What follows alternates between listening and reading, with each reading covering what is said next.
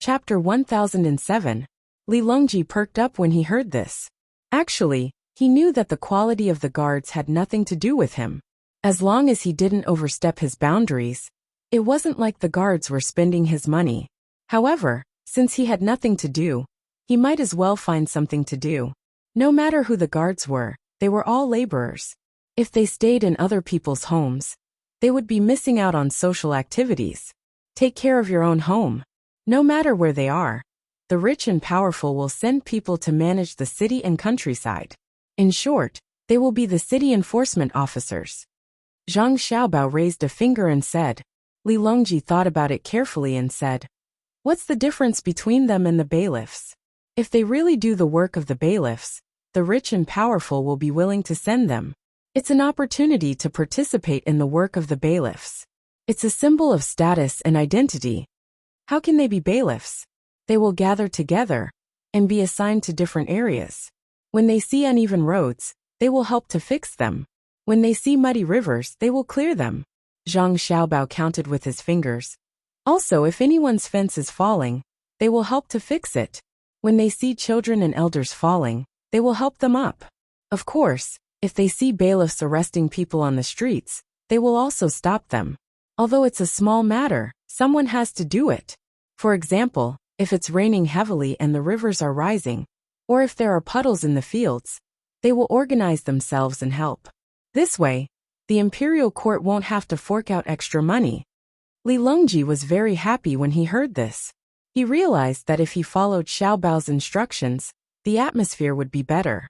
The roads would be easier to travel, the transportation would be more convenient, and the flow of goods would be faster. There would be less mud, and the rivers wouldn't be blocked easily. The risk of the dam collapsing would be reduced.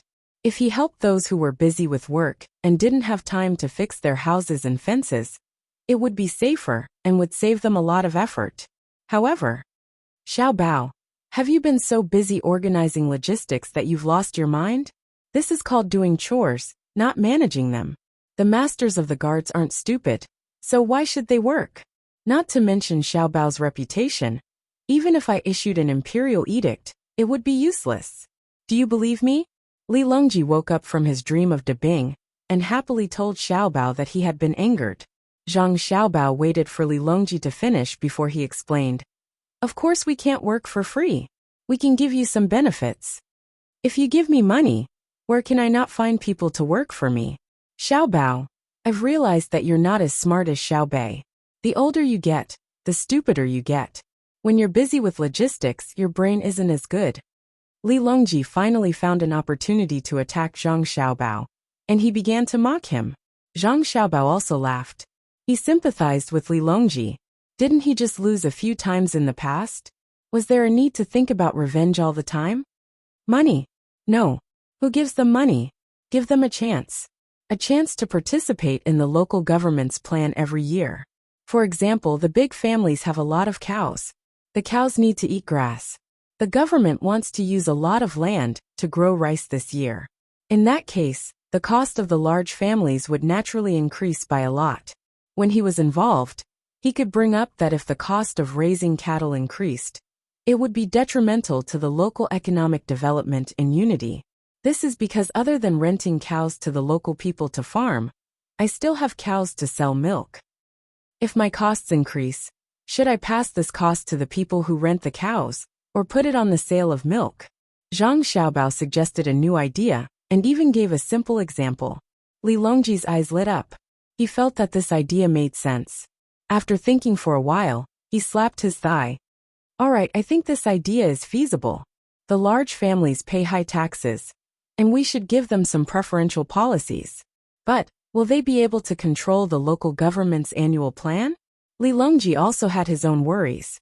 What if the local government started to give preferential policies to the large families because of this? Who would protect the interests of the ordinary people? There was already a problem. The large families and aristocratic families were very aggressive in acquiring land. Li Longji had previously allowed them to do so, but Xiaobao and Cuckoo strongly opposed it. Furthermore, when they were working together, they checked the amount of land each other had.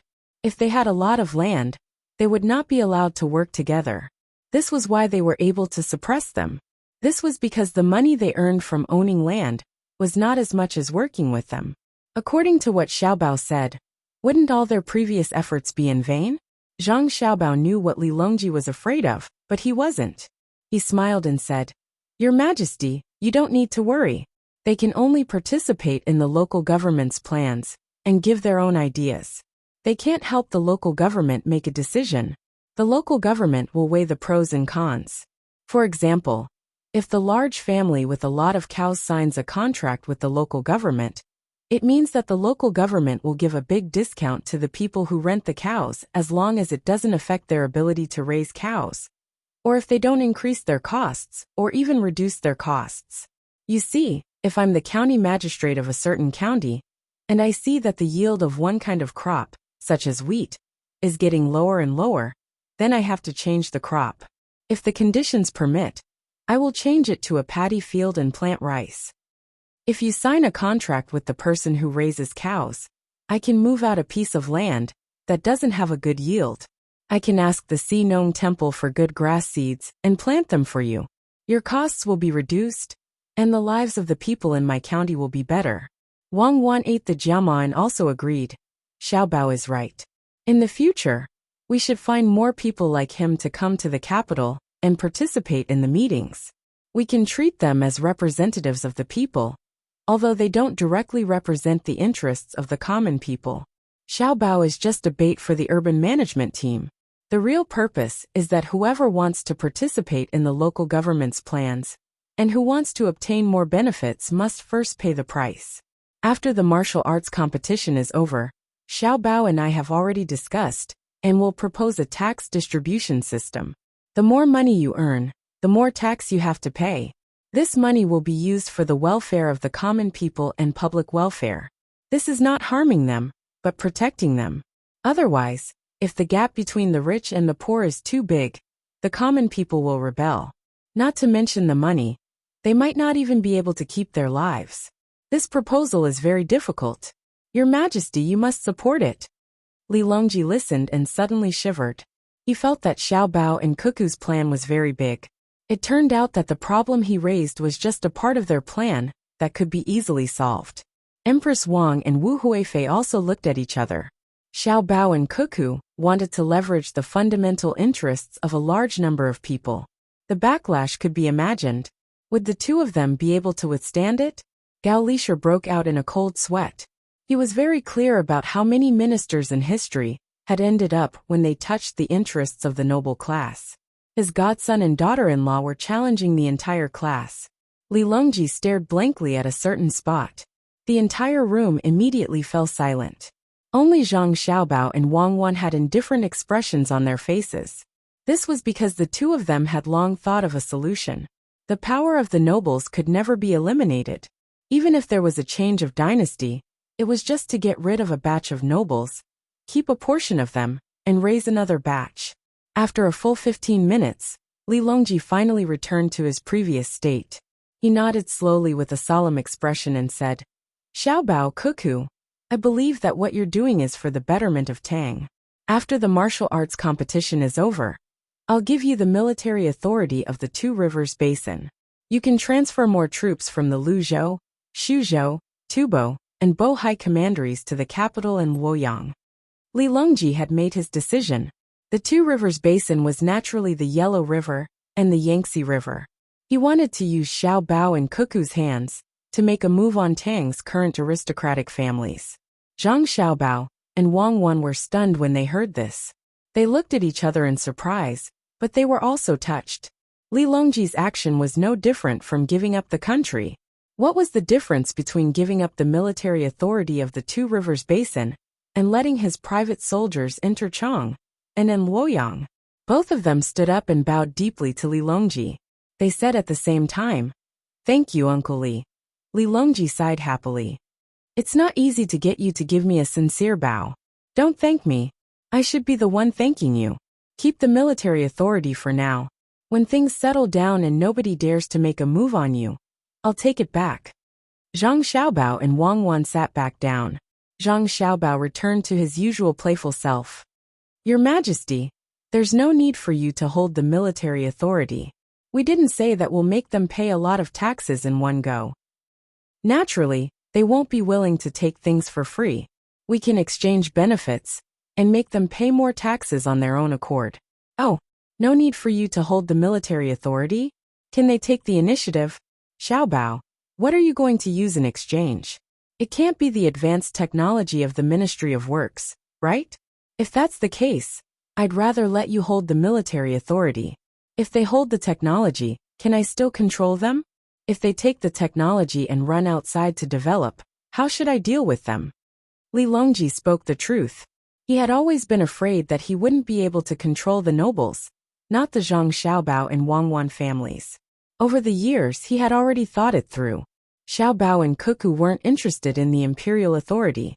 They just wanted to build up Great Tang. He didn't know why the two of them, or perhaps the two behind them, thought this way. They seemed to treat everything as a game. They wanted to have a good time, but they definitely weren't willing to be the judge.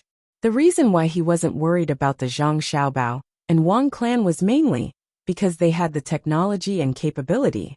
Even if they wanted to become the emperor, they could just find a place overseas to develop. However, they chose to remain in Great Tang. As such, they were the most reassuring power. If it were any other clan, they would have long rebelled. Your Majesty, don't worry. Right now, I won't let others have the technology. I'll only be at ease if it's in my hands.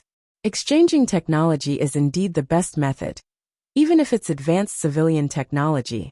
However, I won't give them this either. I'll give them the authority to use the technology in a period of rapid development. I'll use this to exchange for a voluntary increase in the tax rate. Those who aren't willing, I won't force them, but they can forget about getting a chance. Zhang Xiaobao said confidently. Wang Wan was also full of smiles. She knew that Zhang Xiaobao was up to no good again. Li Longji was puzzled. What nonsense was this? Xiaobao, be more specific. Give me an example that I can understand immediately. I want to see how many people will fall for it. Empress Wang and the others nodded. They loved to see Zhang Xiaobao use schemes. It was so satisfying. Chapter 1008. Zhang Xiaobao sat up straight and greeted everyone with a smile. Then he coughed softly. For example, Your Majesty, you are the head of a rich family. Your family does business. And there are people in your family who are officials in the imperial court. You are prominent in the local area. The tax you usually pay is 15% to 20%. I want to charge you 40% of the tax. Therefore, the imperial court issued an edict saying that the Tang Empire will raise the tax from 20% to 40%. Those who agree will go to the Ministry of Works to receive compensation after signing the contract. Will you go? No. Li Longji shook his head. If you compensate me with a bunch of light bulbs, I definitely won't be able to get back the tax money. Besides, the tax is long-term. The compensation must be one time. I have to consider for my descendants. I'm not done yet. Your family's annual turnover is 1 million strings of coins. Based on the tax your family paid last year. If your family's turnover exceeds 1 million strings of coins, if you agree to pay 20% more tax, you'll get permanent distribution rights to the 4 train carriages of the Jingluo to Luoyang Railway and the Jingluo 002 train. Wait, Xiaobao, you're even giving out the distribution rights of the train carriages? There are only 4 trains in operation now. You're giving out 4 carriages of 1 train, just for 200,000 strings of coins? Even if you're willing, I'm not. With 4 carriages of goods, you can earn more than 600 strings of coins a day, right? A carriage should be able to carry about 20 meals. 4 carriages is 80 tons. 200 strings of coins is no more than 200,000 copper coins. 1 ton of goods can't earn 5 copper coins. Without waiting for Zhang Xiaobao to finish speaking, Li Longji became anxious. He was only calculating the price difference between the capital and Luoyang. What if he transported more valuable goods? Wang Wan hurriedly persuaded. Your Majesty, what Xiaobao means is the distribution of carriages. It doesn't mean that you don't have to pay the fare. That is to say, there are 4 carriages under your control every day. But whether you use them for yourself or others, you have to pay the fare. If they only transport grain and pay the fare, They won't be able to earn 200 strings of coins. Of course, it's impossible for them to transport grain, but the price difference between the two places is high. For wagons is just an example. In reality, it might be 2 wagons. Xiaobao, with a turnover of 1 million strings of coins, it's not much to give 2 wagons, right? Yes, it's not much, because it's a short journey from the capital to Luoyang. It only takes 2 carriages to make a profit of 500 strings of coins a day. I believe that many people will be willing to pay more taxes. Zhang Xiaobao calculated in his mind. Li Longji still shook his head. That's still a lot. You said that it's permanent. If I ask for an extra 200,000 strings of coins, it'll still be 200,000 strings of coins a year. Besides, he arranged a carriage for others, so there are naturally other benefits. Zhang Xiaobao felt extremely helpless. Why was Li Longji's brain not working properly? He turned to look at his godfather and asked, "Foster father, what do you think?" Gao Lishir pondered for a moment and said, "If the carriage is given away, that person's influence will increase, and the benefits it will bring to them will definitely far exceed 200,000 strings of coins. As long as they aren't stupid, they will be willing to take the carriage. There are times when one loses money in business. Presumably, no matter where the price of the goods is, the carriage will be able to generate profits. However, since it's Xiaobao's idea, I believe that you naturally won't let them off so easily. It's just that I haven't thought of a reason yet." Gao Lishir was very honest and approved of his godson's way of doing things. Doing business that lost money was not his godson's style. "Many thanks, foster father." Zhang Xiaobao thanked Gao Lishir with a smile. Of course, there was no sincerity in it, but Gao Lishir didn't care. He gestured for Zhang Xiaobao to continue. "Your Majesty's thinking is very correct, but there is a prerequisite. That is, the carriage from the capital to Luoyang will only run 4 times a day.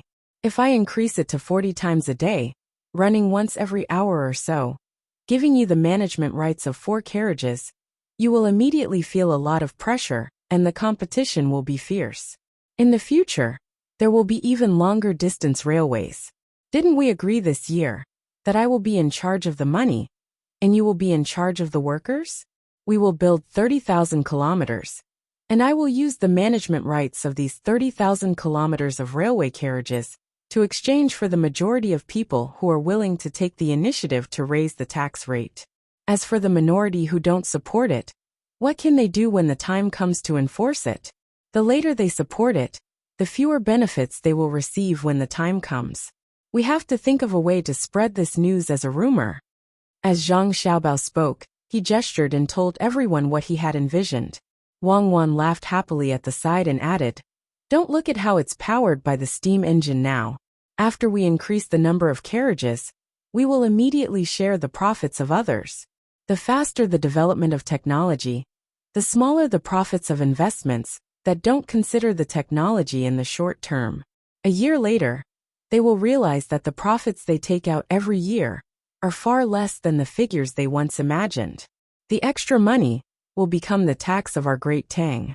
When the time comes, there will be more leeway to choose whether to use it for medical treatment or education.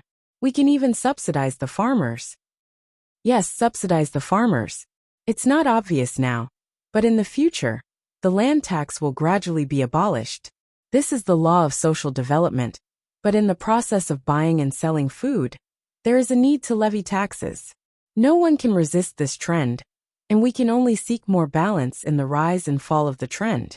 Yes, Zhang Xiaobao continued.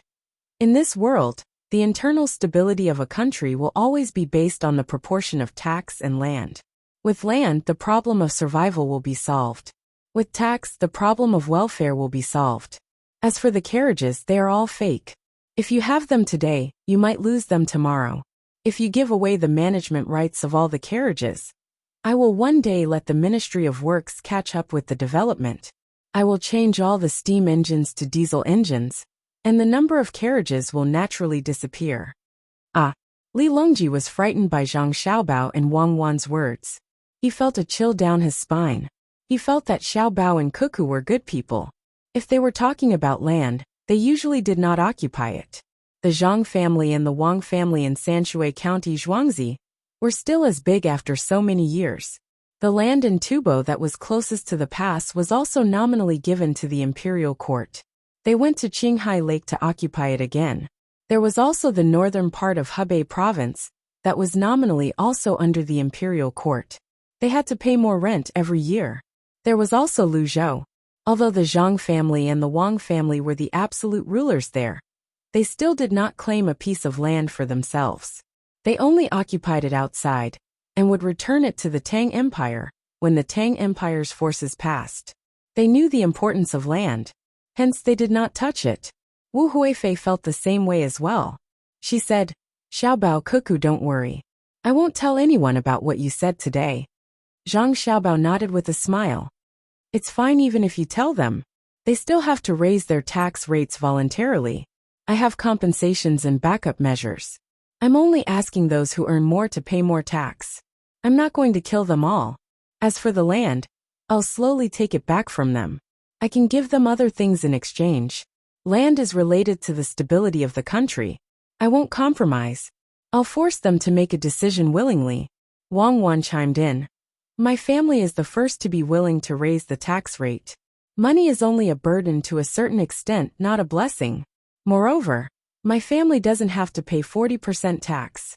It's 60% tax. 60%? What kind of compensation do you want? Li Longji was stunned by Zhang Xiaobao's words. He was shocked by Wang Wan's words. 60% tax? Would there still be profits? Perhaps the restaurant between the clouds and the water could. But wouldn't the other businesses suffer losses? If they ran out of money, their intelligence network wouldn't be able to support them. If the Zhang clan and Wang clan lost their intelligence network, it wouldn't be a good thing for Great Tang. Thinking of this, Li Longji waved his hands. No, 60% is too much. You have your own matters to attend to. You aren't pure merchants, so you have to ensure that you have sufficient guards. Every year, your family takes out a lot of money to do things in the name of the royal court. We can't bully your family anymore. Zhu Zan and Princess Jinsheng glanced at one another. The two of them tacitly thought of the same thing. Great Tang had to ensure that the interests of the Zhang clan and Wang clan were guaranteed. Under normal circumstances, the two clans were a power that every ruler feared. However, in Great Tang, not only could they not suppress them, they had to support them. Xiao Bao and Cuckoo's talents had already determined their positions in Great Tang. Wang Wan's smile remained unchanged. Your Majesty, there's no need to worry. This is a matter of 300% of the cost and 500% of the profit. So what if we have to pay 60% tax? If an item that costs 10 copper coins is sold for 40 copper coins, we have to pay a 60% tax of 24 copper coins. I still have a net income of 16 copper coins, and a portion of this 16 copper coins will be used to subsidize other industries. The profits will still be there. What kind of toy can earn so much? Your family's luxury goods? Li Longji thought of glass. Cement used to be a luxury item, but it wasn't now. He just didn't hand over the formula for cement, and he didn't allow others to buy and sell it. However, the price of cement had become very low. Your Majesty, you have forgotten. You promised us that you would let us establish the Great Tang heavy industry. We control the entire industrial system of Great Tang, and the profits will naturally come from the industrial side. Technological products are the most profitable, and luxury goods are just small toys. In the future, I will compensate those who are willing to pay a high tax rate for technological products. I will allow them to earn money, but I won't allow them to touch anything that involves the foundation of Great Tang. This is because money is something that can be lost at a crucial moment in the country. Zhang Xiaobao brought up the words he said on the ship to Jili province. Li Longji suddenly understood. So that's what he was waiting for. Right. It was agreed that the Great Tang heavy industry would be handed over to Xiao Bao and Cuckoo. Only by letting them manage it would he be at ease. There were too many crucial technologies in it. Gao Lisher interjected. Xiao Bao. In other words, when you make deals with others, you will suppress them every time. When they don't have enough profits, you will compensate them in another way. Yes, it's easy to ruin the business of one family, but I don't dare to ruin the business of all the major families in the Great Tang. But in the early stages, as technology develops and people become smarter, their competitors will gradually increase. Every time I make a change, I will compensate them so that they have a chance to increase their competitive advantage. However, when there are too many choices, there will be a large number of people who will not be able to manage their businesses well. The faster society develops, the harder it will be for them to make a choice. Only a small number of people can stand in the noble class. The rest will be buried in the tide. Perhaps it won't take long. 10 years, 20 years. Today, the families that we use to exchange tax rates will drop by 90% or even more. This is because the development and application of various technologies in Great Tang is too fast. This is a development speed that Cuckoo and I expect and push forward. However, to me and Cuckoo, not only do we not find it abnormal, we find it slow. Zhang Xiaobao said another result, which was that those who agreed to pay more taxes would gradually be squeezed out in the process of technological development. So what if they were a millionaire? A person with a net worth of several billion yuan could collapse overnight. There were many cases of giant enterprises collapsing in an instant. Even countries could go bankrupt. What else could not happen? Li Longji and the others finally witnessed the ruthlessness of Zhang Xiaobao and Wang Wan. They seemed to be willing to sacrifice many things for the stability of Great Tang, including the people abroad and the rich in the country. They would kill anyone who stood in their way. Zhu Zan had a deep impression of this. He had personally experienced it. The civil and the martial were working together to achieve the same goal. Just like the snow on a snowy mountain, under the calm surface, there was a power that could turn the world upside down. Revealing even the slightest loophole and giving others a chance would result in an avalanche. This was how Tubo collapsed. They had sent people to cause trouble once, but they suddenly got in the way of Xiaobao and Cuckoo, leading the development of Great Tang. Thus, the two of them were forcefully removed, regardless of how many people died in the process. Zizenchide no longer felt resentment. What he felt was more helplessness. Tubo did not have Xiaobao and Cuckoo. Tubo did not send people to kill them in advance. No, they had already sent people to scout Sanshui County to find people and things worth killing. In the end, they sank by the small river beside Zhuangzi where the Zhang Xiaobao and Wang family lived. That river, that small bridge, and those two Zhuangzi seemed to be filled with mysteries ever since they were born. Other than Xiaobao and Cuckoo's relatives, the people in the inner court were the ones who understood the situation the most. They could not get any information from them. The only one who could be considered an outsider was Song Jinggong. It was said that he used to be a swindler and was very good at swindling people. He had never failed in his swindling for many years. In the end, when he went to someone else's manor, he failed miserably and even lost his capital. Later on, when people asked him why, he kept it a secret. Every time he got drunk, he would only sigh and not say anything. He was the number one on the list, but he never challenged Zhang Xiaobao, much less left the Zhang Xiaobao and the Wang family. Why was he so afraid? As he thought about it, Zizenchide suddenly thought of something and asked, Xiaobao, you said that you feel that your development is too slow? Does that mean that you are not worried about encountering any problems, such as developing too quickly and exceeding your control? Li Longji was also thinking about it. When he heard Zizenchide's words, he reacted, That's right.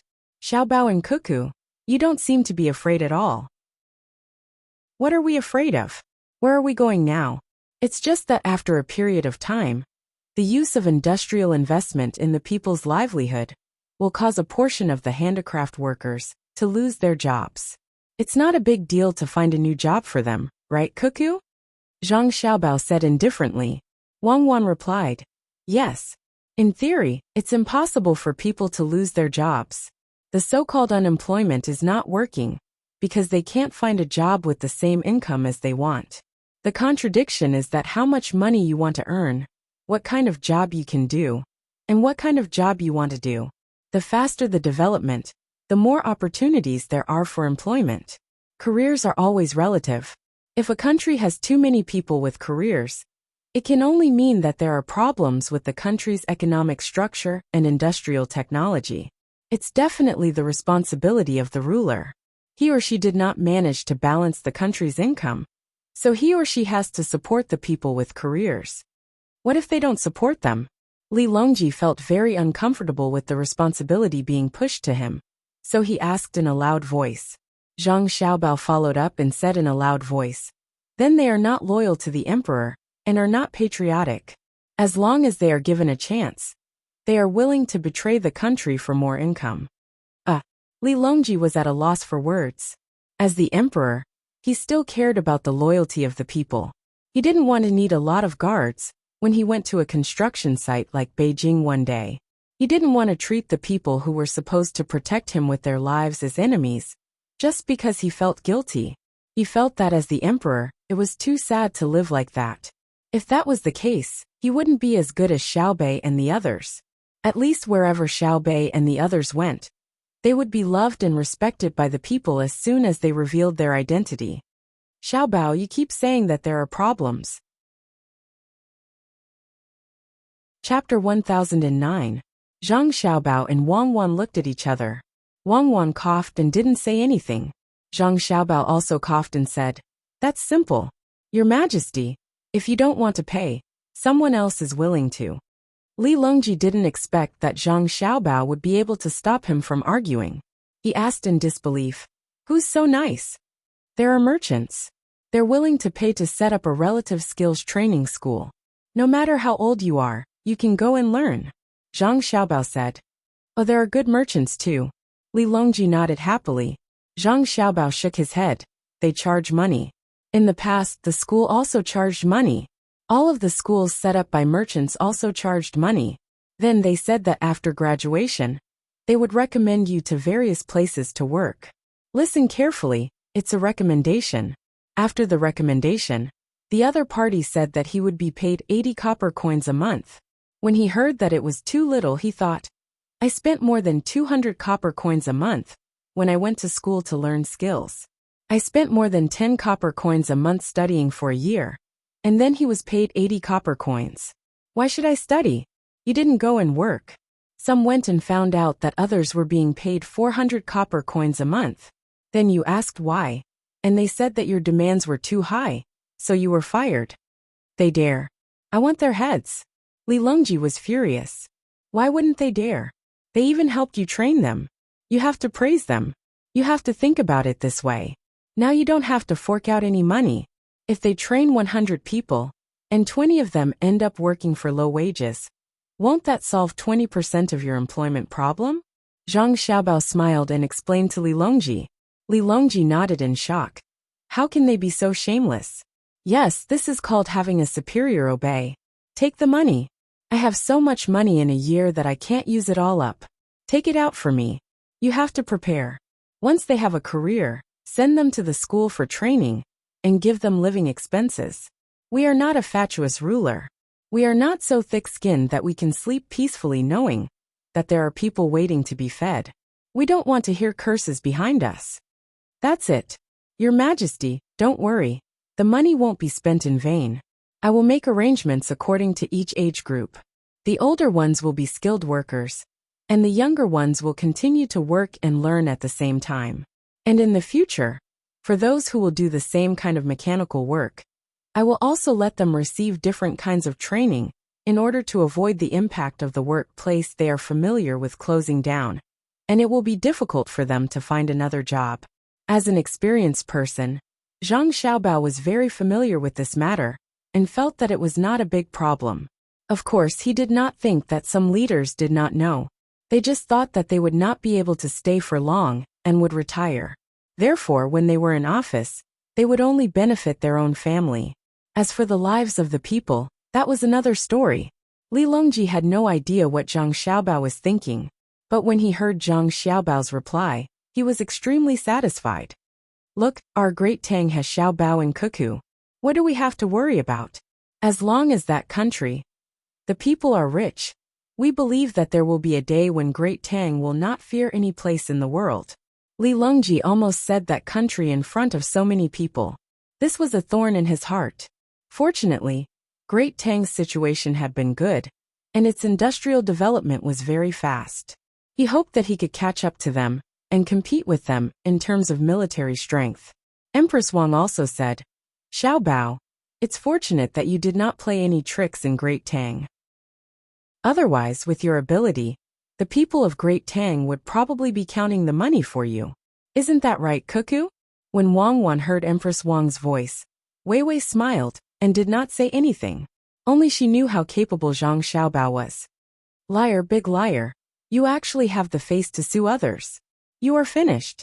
Tell me honestly, and I might be lenient with you. In Old Willow Village, Xiao Bei and her group found the person who was still pestering the girl in the village. That person was actually very young, in his 20s.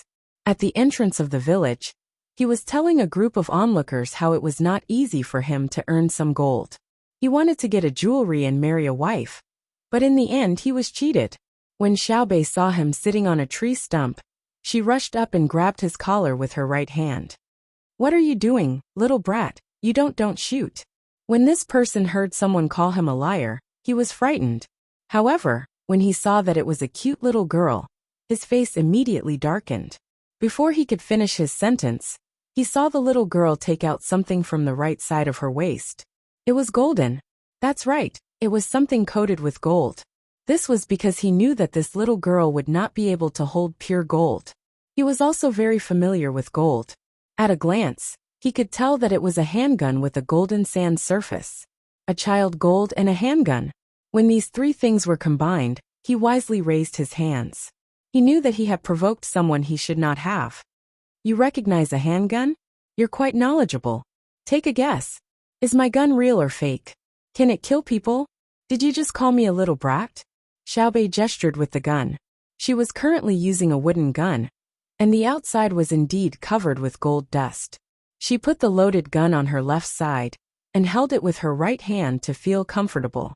That was the last thing she had to protect herself when all the guards were down. Normally, she would not take it out. This brat did not know the situation. When he saw that she was holding a gun, he trembled. He was afraid that the child would impulsively shoot, so his hand was still raised. He looked behind Xiao Bei and found that there were many people, all dressed differently. There were also adults.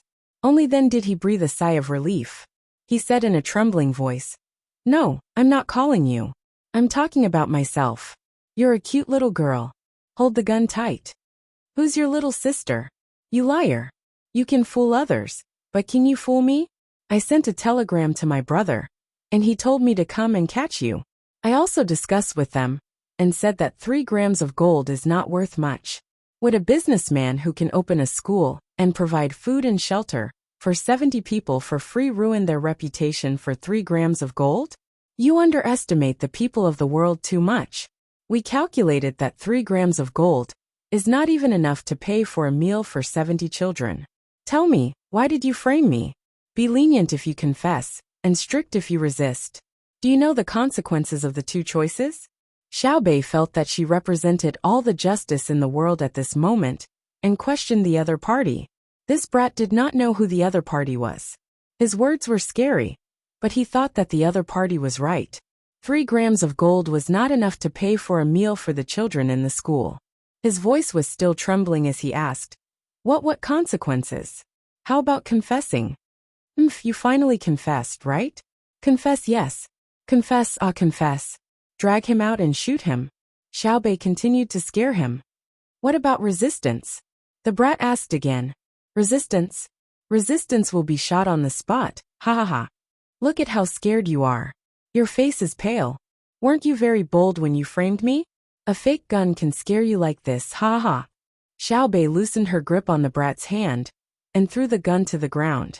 She covered her stomach with both hands and squatted on the ground, laughing. The brat's face turned from white to green, and then from green to red. His eyes were about to burst into flames, but he did not dare to do anything to the little girl in front of him. This was because he saw that the fake gun was indeed fake. The muzzle and the grip were embedded with gems. The muzzle was a cat's eye stone, and the grip was a broken jade. The outside was coated with gold, and there was a very comfortable light fragrance. If he guessed correctly, it was definitely the smell of agarwood. This toy gun represented too many things. If he touched the owner of the gun, he would be doomed eternally. Xiao Bei laughed for a long time before he slowly stood up and put the gun away. He tilted his head and asked, "My brother said it was you, so it must be you. Tell me, how did you get the gold down? There's no trace of it." The brat gradually regained his composure and knew that trouble was coming. He gritted his teeth and said, "No, I'm not lying. Their family stole 3 grams of my gold. It wasn't easy for me to save up that little bit of gold. They can't do that. I want to see an official. I want justice. You can't just beat me into a confession." "Huh, you know how to beat me into a confession?" Xiaobei saw that the brat was still not admitting to it. She recalled what her brother said in the message and continued, "You didn't scrape it with anything, nor did you burn it with fire, but you concocted a potion and then dipped the unmarked bracelet in it. As a result, you dipped 3 grams of gold in it. Then you got the gold out of the potion. There are at least 2 ways. One is to use the displacement reaction of wet alchemy, such as spicy powder, heat it up, and then separate it. The other is, if you use this method, my brother and sister said that will give you a chance. You'll serve in the Ministry of Defense and learn other techniques there. If you use the first method, you'll be sentenced to death. But you have to think carefully. If you're caught by us, the lightest punishment is exile. We'll send you to a remote place. If you die on the road, it's your bad idea. Tell me, what did you use?" The brat felt that all the pores on his body were open, and a chill was coming out. He trembled and asked, "What's the second method?" "We're asking you. You won't tell us, right? You want to get lucky, don't you? You think we're tricking you, right? You don't believe that we can exile you, right? Come on. Take him away and send him to the government office in Guo province. We'll sentence him directly." Xiaobei had been coerced for her own business and was full of anger. She finally found a place to vent her anger, so she kept asking questions. "I said don't arrest me. I made a generator myself. I found that many interesting things can happen when 2 poles are put in a liquid. I used this to make some gold and put it in a specially prepared potion. Then, I added something to it to make it look like before." The brat was very straightforward this time. He saw the embroidery pattern of rice seedlings on the chest of the person who came over. He was not stupid enough to not recognize what it meant. He immediately guessed who the little girl in front of him was. He admitted that he was too unlucky and did not think too much. He immediately reacted and confessed. He did not think that he could get away with it by chance. That would not work. As soon as he confessed, the surrounding villagers, who had been listening to him talk about how he had suffered and how he had been cheated, were in an uproar. Some even wanted to rush up and beat him. Generally, such people were the ones who had complained about the jewelry seller in the beginning. Now they felt that what they had said before was wrong. They were sad and blamed themselves, so they planned to beat the brat to vent their anger. "Don't move." The little girl who sold the jewelry stood up and glanced at the surrounding people with a cold face. She said, "It's fine as long as you can prove my family's innocence. The bad guys will naturally be punished by the authorities. My jewelry shop will continue to operate from today onwards. Uncles and aunties, if you have any jewelry that you want to hit, please do me the honor." The villagers were immediately speechless. Hearing these words was even more uncomfortable than being beaten up. Xiaobei's eyes lit up. He had met a powerful sister. He reached out and tugged at the girl's clothes. "Sister, how about this? I'll get the Ministry of Works to make something. It's a mechanism. We can put it on the doll, and the doll can move. Let's cooperate. Your family happens to have craftsmen who are good at it. I'll leave the business to you." The girl smiled at Xiaobei and said, "Xiaobei, it's all thanks to you. Otherwise, my family would not be able to turn over a new leaf. I'll make it for you for free. As long as my family can make it, it's fine." "That won't do. Free things don't last long. Just like the people in your village, I believe some of their children are still studying in your school. You can collect some money in the future, or you can chase all of them back home and not let them study anymore." Xiaobei gave his idea in a loud voice. His eyes scanned the faces of the surrounding villagers, and he realized that no one was blushing. A villager who was close to him lowered his head and said, "Uncle was wrong. Uncle will wait for your father to come back and apologize." He then said to Xiaobei, "You're Xiaobei, right?" Xiaobei turned away and ignored him. Wasn't this nonsense? He had already called him that just now. That person didn't dare to show any dissatisfaction and continued. The village is about to start fighting over this matter. The families of all the children who study in her school are all protecting her family. If I can't get her father to forgive me this time, I'll have no descendants. Then why didn't you believe it in the past? Xiao Bei's expression improved when he heard that this person had such a heavy oath. He asked. Because her family is too rich. Among the surrounding villages, only her family is rich. I don't know what I'm thinking, but I just want her family to be unlucky. This person spoke his mind. Xiao Bei was dumbfounded.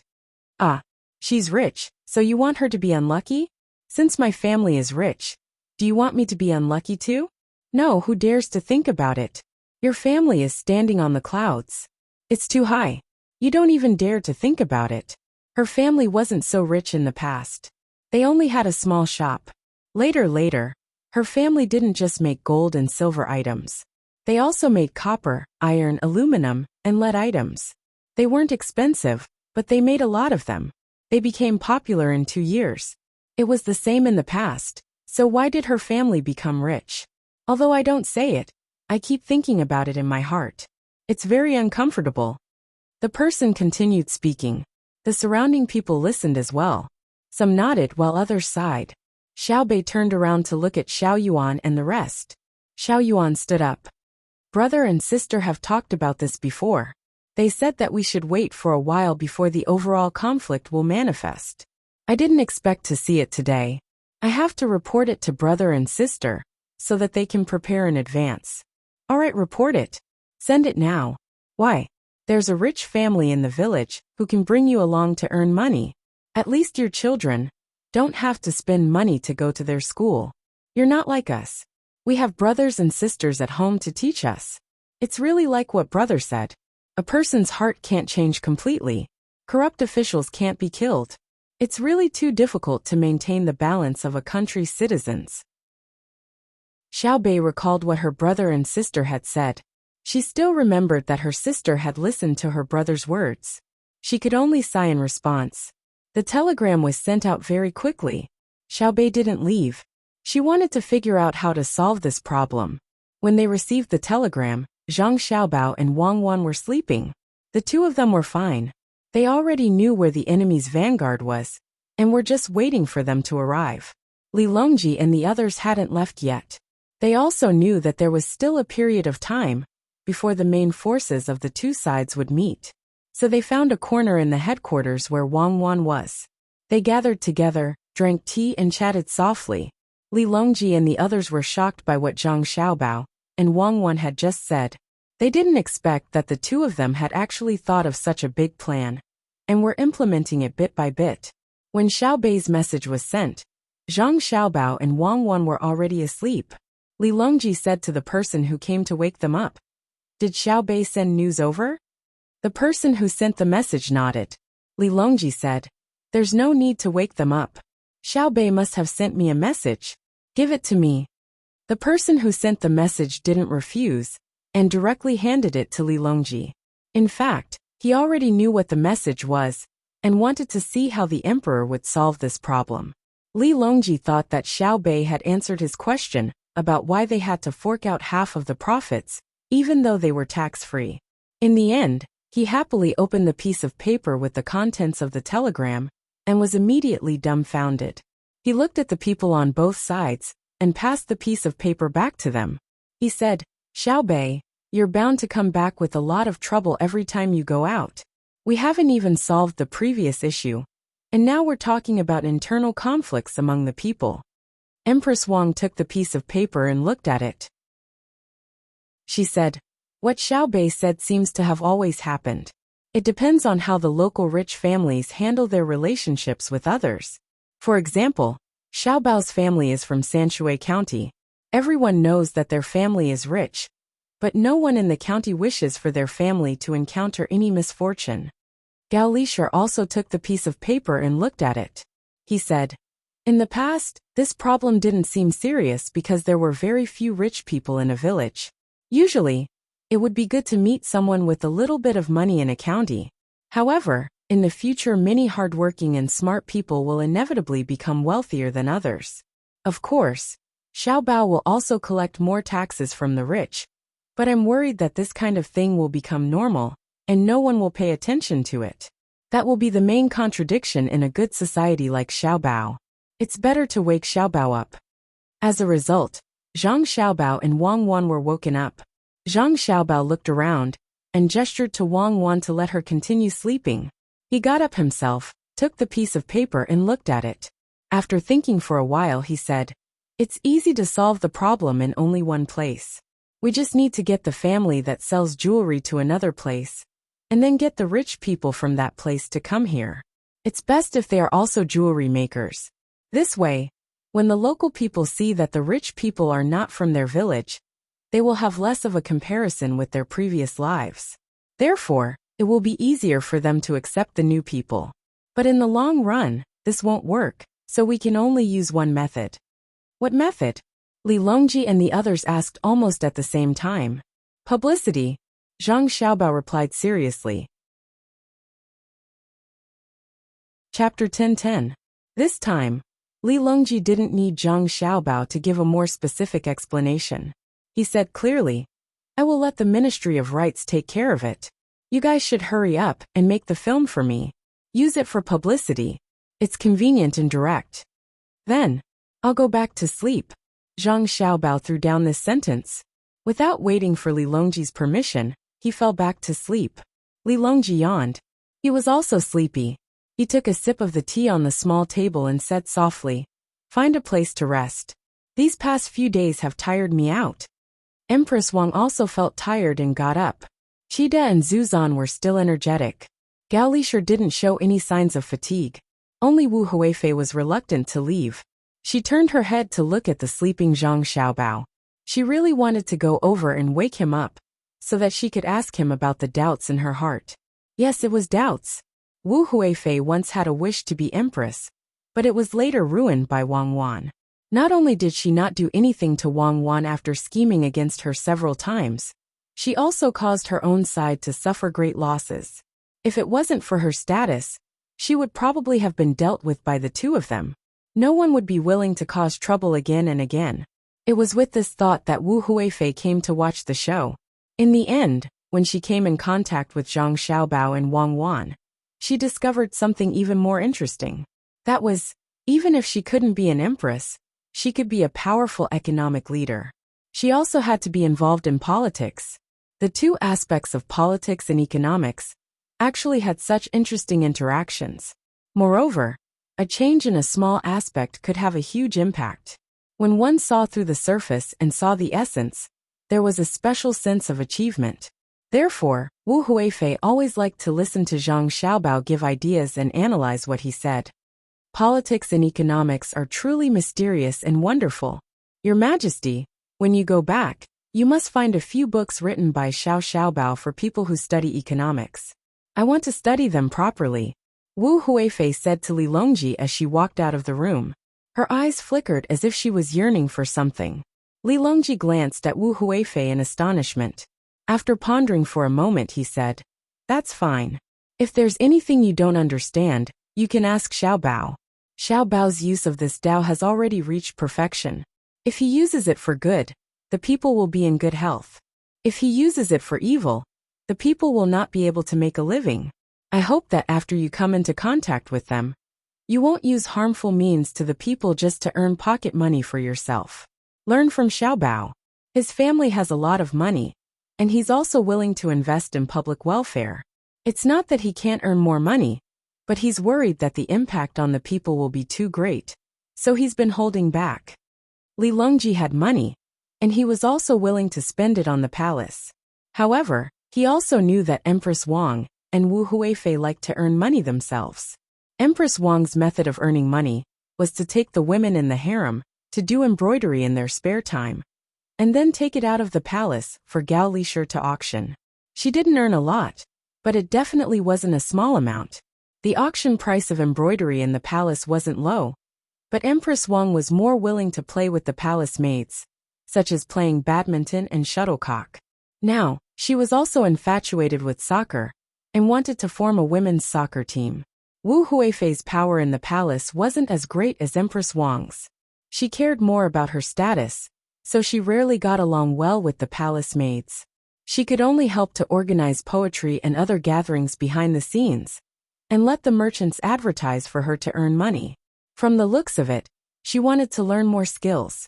She might even want to invest. Li Longji was afraid that she would earn too much money and disregard whether her actions would cause losses to the people, so he told her in advance. Otherwise, if Xiao Bao found out about the problem, he would take strong measures. Wu Huifei nodded obediently. Your Majesty, rest assured. Your subject wife knows what Xiao Bao is doing. He has always kept his bottom line. He is doing this for Kong Long's remorse. It's good that Kong Long's remorse is known. Don't be like Zhang Shougui. Even though the news was cut off, he still rushed to Mount Huangshan without a care. Cuckoo is currently setting up a trap at Mount Huangshan, and her sniper camp is also following behind them, waiting for an opportunity to strike. If they really do as they are doing, we can only hope that the natives they meet in the future won't be smart. Otherwise, how many good men of our great Tang will lose their lives? While they were speaking, Li Longji's group had already returned to the sand table in the center. Sweeping his gaze over the sand table, Li Longji was extremely dissatisfied with Zhang Shougui. He had sent out quite a few scouts, and they had covered a considerable distance of 30 li. However, why didn't they clean up the traces left behind by the cannons? How dangerous was it to be targeted by the enemy's sniper team from afar? Once the sniper team received news of their main force, they would immediately use smoke signals to call the police and expose the enemy's position. At that time, it would be useless even if they killed everyone in the sniper camp. Your Majesty, who is the commander of the group following behind Zhang Shougui's group? His goal was very clear. He was not like a normal small team commander who would lose focus and panic when they were fighting alone. From the way they are leading the group, it feels like they know what's going on in the center of the sand table. Their sense of the big picture is too strong. Zuzhenchide also leaned over to take a look, looking at the sand table and the various orders given by the referee. He couldn't help but praise. Li Longji also wanted to know who that unhurried and confident commander, who had been tailing Zhang Shougui's army this entire time, was. He glanced at the referee. Someone from the referees immediately reported, Your Majesty, the current commander leading the 30-man group is a fourth-generation cadet from Wang Wan's family.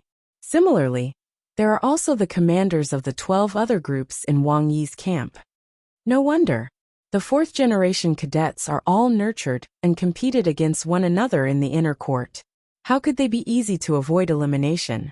Oh, we understand now. Cuckoo was afraid that the enemy would be too close and wouldn't have time to make arrangements. So she sent out a group of elite commanders to delay the advance of the enemy's vanguard, even if it meant sending them to their deaths. But in the end, man proposes but the heavens disposes. That day, when there was no wind, Wang Yi saw the enemy hot air balloon team, so he ignited the entire mountain fire ahead of time and brought down Zhang Shougui's air vanguard. Formidable, Wang Yi. Well done. When Li Longji heard this, he immediately understood the strength of the sniper battalion's commander. The sniper battalion was usually used for sniping and sneak attacks, and was considered a special force. In order to complete the strategic deployment, Cuckoo had reluctantly thrown them out. But elites were elites. If they were given the slightest chance, they would cause endless trouble. Once the enemy's air force was eliminated, Wang Yi would have completed his mission. Without the scouting team, he wouldn't be able to find anyone, so he would naturally hesitate, giving the Central Army more time to prepare. Your Majesty, how should we train them? Back then, this subject rejoiced. At this moment, Zuzhen understood how important an outstanding commander was.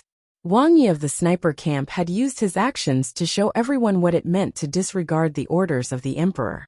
In a situation where there was no communication, he could fight on his own, and even form a faint pattern of cooperation with his allies. If Xiao Bao and Cuckoo had led the logistics team to Tibet back then, they probably wouldn't have needed Xiao Bao to follow the economic strategy closely. This kind of commander who was a chess piece, but still had the big picture in mind, was too rare. Li Longji wasn't sleepy anymore. Thinking about how Xiao Bao and Cuckoo were sleeping, he suggested, "Let's go and take a look at Wang Yi and the others." The group of people excitedly strolled to other places. "Everyone follow me. Wait at a concave area in front of the cliff. Prepare the crossbows and shoot at the enemy's small group at any time." When Li Longji and the others arrived at the door of the person called Little Dong, they first heard the voice coming from inside. Usually, such a small group wouldn't be given a room. However, under special circumstances, if one person was in charge of delivering important information, he could be given a room to talk about how to avoid being chased and tracked. Little Dong was currently in such a situation. Li Longji was at the door, and when he heard this he chuckled. Empress Wang also covered her mouth and laughed. She knew what the small group Little Dong was talking about was. It was Zhang Shougui's communication team. Each team only had a few people, and they specifically found a place to hide. For example, on a dense tree, in a patch of grass that was at least half a person's height, near a pond, in a concave area on a cliff, or beside a mountain cave. They didn't hide inside because the enemy would usually search inside. And Little Dong didn't say that they would attack the enemy's communication team, but a small group. He was acting as a native. As for why the natives were so smart and familiar with the enemy's formation and hiding spots, it meant that someone had been to Great Tang and had specially learned about it. Or perhaps it was just a coincidence. This was what Little Dong had done. He had already removed the 2 communication relay points behind Zhang Shougui's vanguard. He had found one accurately, and this time, he was waiting for the enemy to ambush him. When the messenger saw Li Longji and the others, he didn't say anything. Instead, he nodded to Wei Wei, indicating that he knew that they were here. "You can see very far. Have you discovered the enemy?" Little Dong was very engrossed. Even though there was only a sand table in front of him, and a few small models on it, he was lying on the back of the chair with his head lowered, afraid that the enemy would discover him. This was a habit. During their training, they would always be pulled into the wilderness, and have each of them hold a map. Next to them would be 1 or 2 people with a radio behind them to evaluate the situation. If you were to hold the map and follow the route on it while advancing or dodging, you could easily be seen by the enemy nearby if you stood up. What was the point of playing then? The person with the radio behind them would just tell you that you have been discovered and eliminated. He was completely engrossed in the task, as if he was really dodging the enemy on the battlefield. To him, the sand table was no different from reality. In a real battle, if he had the chance, he had to personally observe the terrain. During the process of giving orders, he had to control the advantage and concealment of the attack spots in units. For example, if he had the time on a small mountain, he would first observe which spots were suitable for an ambush, such as whether there were dense grass or potholes, whether there were large trees nearby, how tall the trees were, and whether he could arrange snipers there. Then, when he returned to the command center, he would complete the map and arrange for people to go there. If a battle really broke out, he would immediately be able to determine which position had been lost, and who was next to that position. This was what Wang Wan required of a commander. Even if you were only leading a small squad of 5, and I gave you a squad machine gun, after you had observed the terrain, even if your eyes suddenly went blind, you had to provide the necessary firepower at the crucial moment. After learning this, you could then continue to command more people until you learned strategic arrangements and deployment. Little Dong had been promoted step by step like this. He was already qualified to command a battalion, but because there were too many talents in the Inner Courtyard Military Academy, he could only command a small squad in this military test. Right now, because of Wang Yi, Little Dong could only command a small squad. Otherwise, in the Middle Army, he could command a large squad. The Middle Army's sniper battalion was the best, and a second-year student was the battalion commander. It was a fact that this battalion was elite. Everyone hide well. I'll ask again. Have you discovered any members of the enemy squad? Little Dong asked again. His hands formed a circle in front of his eyes, representing the binoculars. The messenger took a pair of binoculars to Little Dong and said, "For now, we haven't found any traces of the enemy. We're still observing. Captain, do you want to hide a little?" The messenger was very dedicated at this time. On one hand, he was responsible for sending messages to and from the central sand table, but on the other hand, he had to play the role of the scout for Little Dong's squad. Li Longji was excited. This little Dong was really too fun to play with. He snatched the binoculars of others, and even insisted that they were things that could see very far. Yes, in theory, the radio natives shouldn't know how to use it, but if they snatched the binoculars, they could use them. With this thought in mind, Li Longji whispered to Empress Wang, "Zhang Shogui is in trouble this time." Based on Little Dong's command, the referee panel will judge that Little Dong led his team to easily break through the scouting net set up by Zhang Shogui's scouts. Then, with the binoculars in hand, the referee panel will have to show him the situation of Zhang Shogui's army within the range of the binoculars. At the crucial moment, he will think of a way to send the news to Cuckoo. What do you think Cuckoo will think? I think Cuckoo will be very sad. She knows that when she sees this news, a group of soldiers will be sacrificed. Just like what Cuckoo said to Xiao Bao when the Bureau of Military Personnel went over during the imperial examinations, a shooting star will shine. Empress Wang suddenly felt that soldiers were so respectable, that war was so heartless, that soldiers were so insignificant, yet they were like shooting stars that illuminated the night sky. Wu Huifei looked at Little Dong lying on the ground, an indescribable feeling rising in her heart. Even though she knew that everything was fake, she was attracted by the devotion and perseverance of the commanders of the inner court Zhang Shogui and Wang family. She whispered to Li Longji, "Our great Tang needs to prepare more air forces and artillery shells. We can't let the good men of our great Tang die so easily." Just as Cuckoo said, for the sake of a single soldier's safety, we would rather throw down tens of thousands of artillery shells. Money can be earned back, steel can be mined and refined, and shrapnel can be picked up from the battlefield. Explosives don't matter, but when one of the men of our great Tang dies, this subject wife's heart will ache with it. In the past, whether it was Wu Huifei, Empress Wang, Li Longji, or even Zhu Zan his wife and Gao Lishir, none of them had ever been so close to a battle that wasn't actually a battle. They had seen many dead people, but this was the first time they had felt the spirit of the great Tang army, assaulting them in the face on such a heroic sand table. This was because the commanders of the Wang Wan family were too engrossed in the battle, making it impossible to tell that it was fake. If I had known this would happen, I would have just surrendered in the past. There would have been no need for Cuckoo and Xiao Bao to bring people to kill each other, Zhu Zan lamented. Zhu Zan said with emotion. He felt that only the great Tang was worthy of having such a commander and army. As for whether he would have surrendered before the Tufan army lost their resistance, that was another story. Anyway, it was impossible for him to go back. He was not Xiao Bao and Cuckoo. Reporting to the captain, "We have discovered the enemy. There are a total of 5 of them, and they are heading towards the ambush location of our team." The messenger was very professional. He listened to the emperor and the others, but he didn't get distracted. The moment the sand table in the center gave a judgment, he immediately reported to Xiaodong. "Lower your head and don't observe. Don't think about killing people. Think about the rake in front of you. We are just doing what we do during normal training. Pay attention to your breathing and relax." Lil Dong's order to the messenger was actually to give his team of 30 people. However, it was impossible to assign 30 people to each one of them. He was the smallest combat unit at the moment, so he could only let the referees decide through the order. The reason why he gave this order was because Wang Wan and Zhang Xiaobao had said that although many people had always denied the sixth sense, it would always be there at crucial moments. Anyone who had survived the battlefield understood the importance of a sixth sense. In the moment of life and death, one would find that time passed very slowly.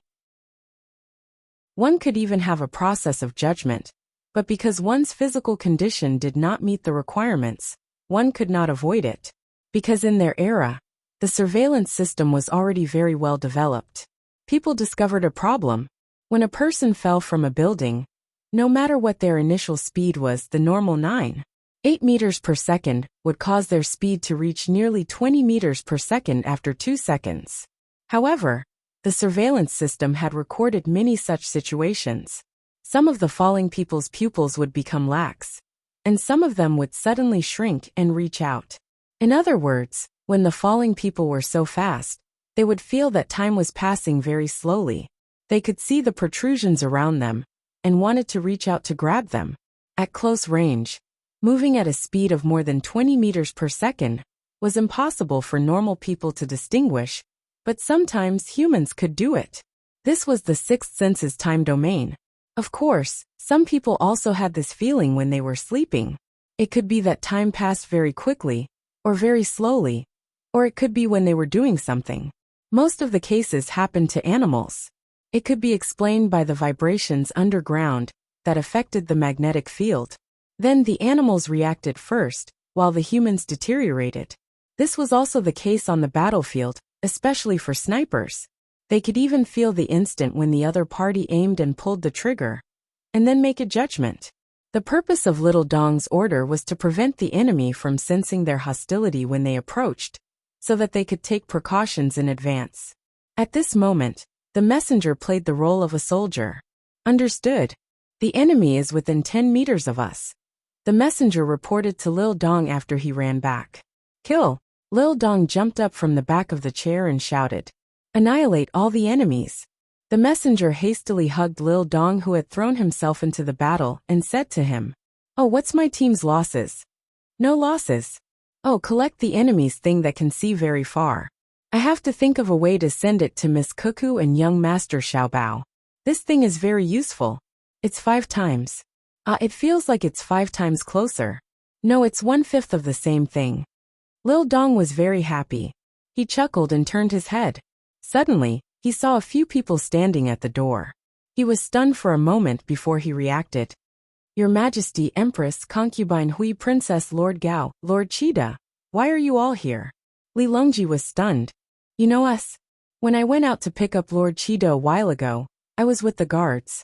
Why are you all here? I wonder how young Master and Miss are doing. Lil Dong naturally spoke to Li Longji and the others. They're asleep, Li Longji replied. Oh, Lil Dong heard too much from these 2 words. The enemy's vanguard was still some distance away from the main force of the army, and Miss had already made arrangements. By the time they woke up, the battle between the 2 armies would probably begin. Then shouldn't he speed up? Li Longji instantly understood that he had leaked the news. Can you not be so smart? Zhang Shogui, look at what kind of people your opponents are. How could Zhang Shogui hear Li Longji's thoughts? He was still estimating the distance when he said to the messenger, Inform the Central Army that my vanguard will arrive at Mount Huangshan in 3 days. Chapter 10-11. When Zhang Shogui said that they would arrive in 3 days, he didn't mean that all of the remaining 15,000 soldiers of the vanguard would be there. The supply troops couldn't travel that quickly. Instead, he was referring to another brigade that had been mentioned as the vanguard. Just like Yang Chang's brigade, they had 5,000 soldiers. They would first arrive at Mount Huangshan and set up defensive fortifications there. After passing down the order, Zhang Shogui began to wait for the reply from the Central Army so that they could work together. This wait lasted for 15 minutes. An hour had passed on the sand table, exactly 4 quarters. Zhang Shogui paced back and forth around the sand table. Sensing the passage of time, he suddenly stopped and asked, You still haven't received any news? Reporting, We haven't received a reply from the Central Army, the messenger replied. What happened to the vanguard brigade that was surrounded in Fuyang? Zhang Shogui began to worry. He felt like something was wrong. Reporting, We haven't received a reply from our vanguard brigade in Fuyang. The messenger said something that Zhang Shogui didn't want to hear. Zhang Shogui stood there and thought for a while. Then he ordered, The person in charge of the radio station, send out a reply. This time, it was done very quickly. After the messenger left, he returned and reported, I am a relay station of the radio stations. The most recent reply came from the 4th radio station, which is located 160 li from here. It started from the 5th radio station and was interrupted. Sweat began to seep out of Zhang Shogui's forehead. He definitely didn't think that the people of the 5th radio station had been eaten by wild beasts. Nor did he think that the radio station was broken. This was because a fifth radio station was equipped with 2 radios. If one was broken, the other would send a message. The only explanation was that it had been destroyed by the enemy. That's right. They also use the radio station, so they naturally know where the relay station should be. So they found the location and destroyed it. This is too unfair. How could they do this? Zhang Shogui muttered to himself. He finally realized where the problem was. After complaining about the unfairness, he suddenly shivered. Not good. The enemy has troops behind our army. Scouts, investigate. Find the last position of the 5th radio station. Be careful not to be ambushed by the enemy. Zhang Shogui hurriedly ordered. Unable to stand any longer, he walked over to the chair and plopped his butt down. Leaning his head back, he raised his head and sighed. The generals in the room also realized how serious the consequences were. They stood there in a daze, guessing how the enemy had circled around to the back of their troops. Zhang Shogui lay down for a while, then clenched his teeth and sat up. Looking at the others in the room, he said, "Let's begin the meeting. Based on what you've said, Yang Chang's brigade can't be saved. He must have encountered many enemies, at least after being surrounded. What should we do next?" The other generals looked at each other. They also wanted to know what was going on, especially the troops that Yang Chang had encountered. It was just like what he had said when he had last sent back the news. They were even the main forces of the enemy. If it was the former, then where was the enemy's main force? If it was the latter, how could our vanguard lead the enemy's main force to Mount Huangshan? He believed that Wang Wan was not a fool, and was not easy to fool. Everyone was silent for a while. Then a general said, "Lord Zhang, I guess that Yang Chang encountered the enemy's main force. If it was the enemy's main force, they wouldn't have sent their main force to first contact Yang Chang's brigade at Fuyang. They wouldn't have allowed Yang Chang to fight so smoothly and successfully switch between offense and defense. They wouldn't have given him the time to do so. But looking at his last call, he should have had the time to complete the defensive steps. What kind of smooth? We killed more than 2,000 of the enemy's people, and more than 2,000 of our own people died. We ran out of cannonballs, and we also ran out of provisions. That's how it went smoothly? Our army is already fighting so smoothly, so it's better to surrender early. Wasting time in the hibiscus garden is not as comfortable as returning home. We'll also delay the people coming to play." Zhang Shogui was disgusted by the behavior of not admitting defeat, even though they had clearly lost. What he wanted was not to find countless excuses, but to muster up the courage to take responsibility, because this kind of excuse was useless to the emperor. The emperor was not stupid. Why would he go to the grave and burn newspapers? Who was he trying to fool? Thus, his words were very impolite, causing the general who had spoken earlier to lower his head. Another person stood up. "Lord Zhang, I estimate that Yang Chang encountered the enemy's main force. Perhaps the enemy's main force has already arrived at Shanin County. Coincidentally, when our air force was destroyed by the enemy, they circled around from the south. And Fuyang is their main force, preparing to send supplies to the front line at Shanin at any time. In the end, they encountered Yang Chang's brigade. That regiment sent out the news, and the enemy mobilized their forces and surrounded Yang Chang." "That's right." Another person agreed. "The most important thing right now is how to send the news back to the Central Army. The Central Army has probably already landed and is advancing toward Yuezhou. A portion of them might have already reached Hangzhou. If the Central Army thinks that our vanguard has already explored the path ahead and is not on guard, it will be very easy for the enemy to catch us off guard. Pass down the order. Send out our reserve signal soldiers to move out and move toward Hangzhou. Every platoon will be assigned a scout team of 10 people to ensure their safety. In addition, don't hide like before. Contact the Central Army at all costs." Zhang Shogui felt that this was indeed the case, so he immediately passed down the order.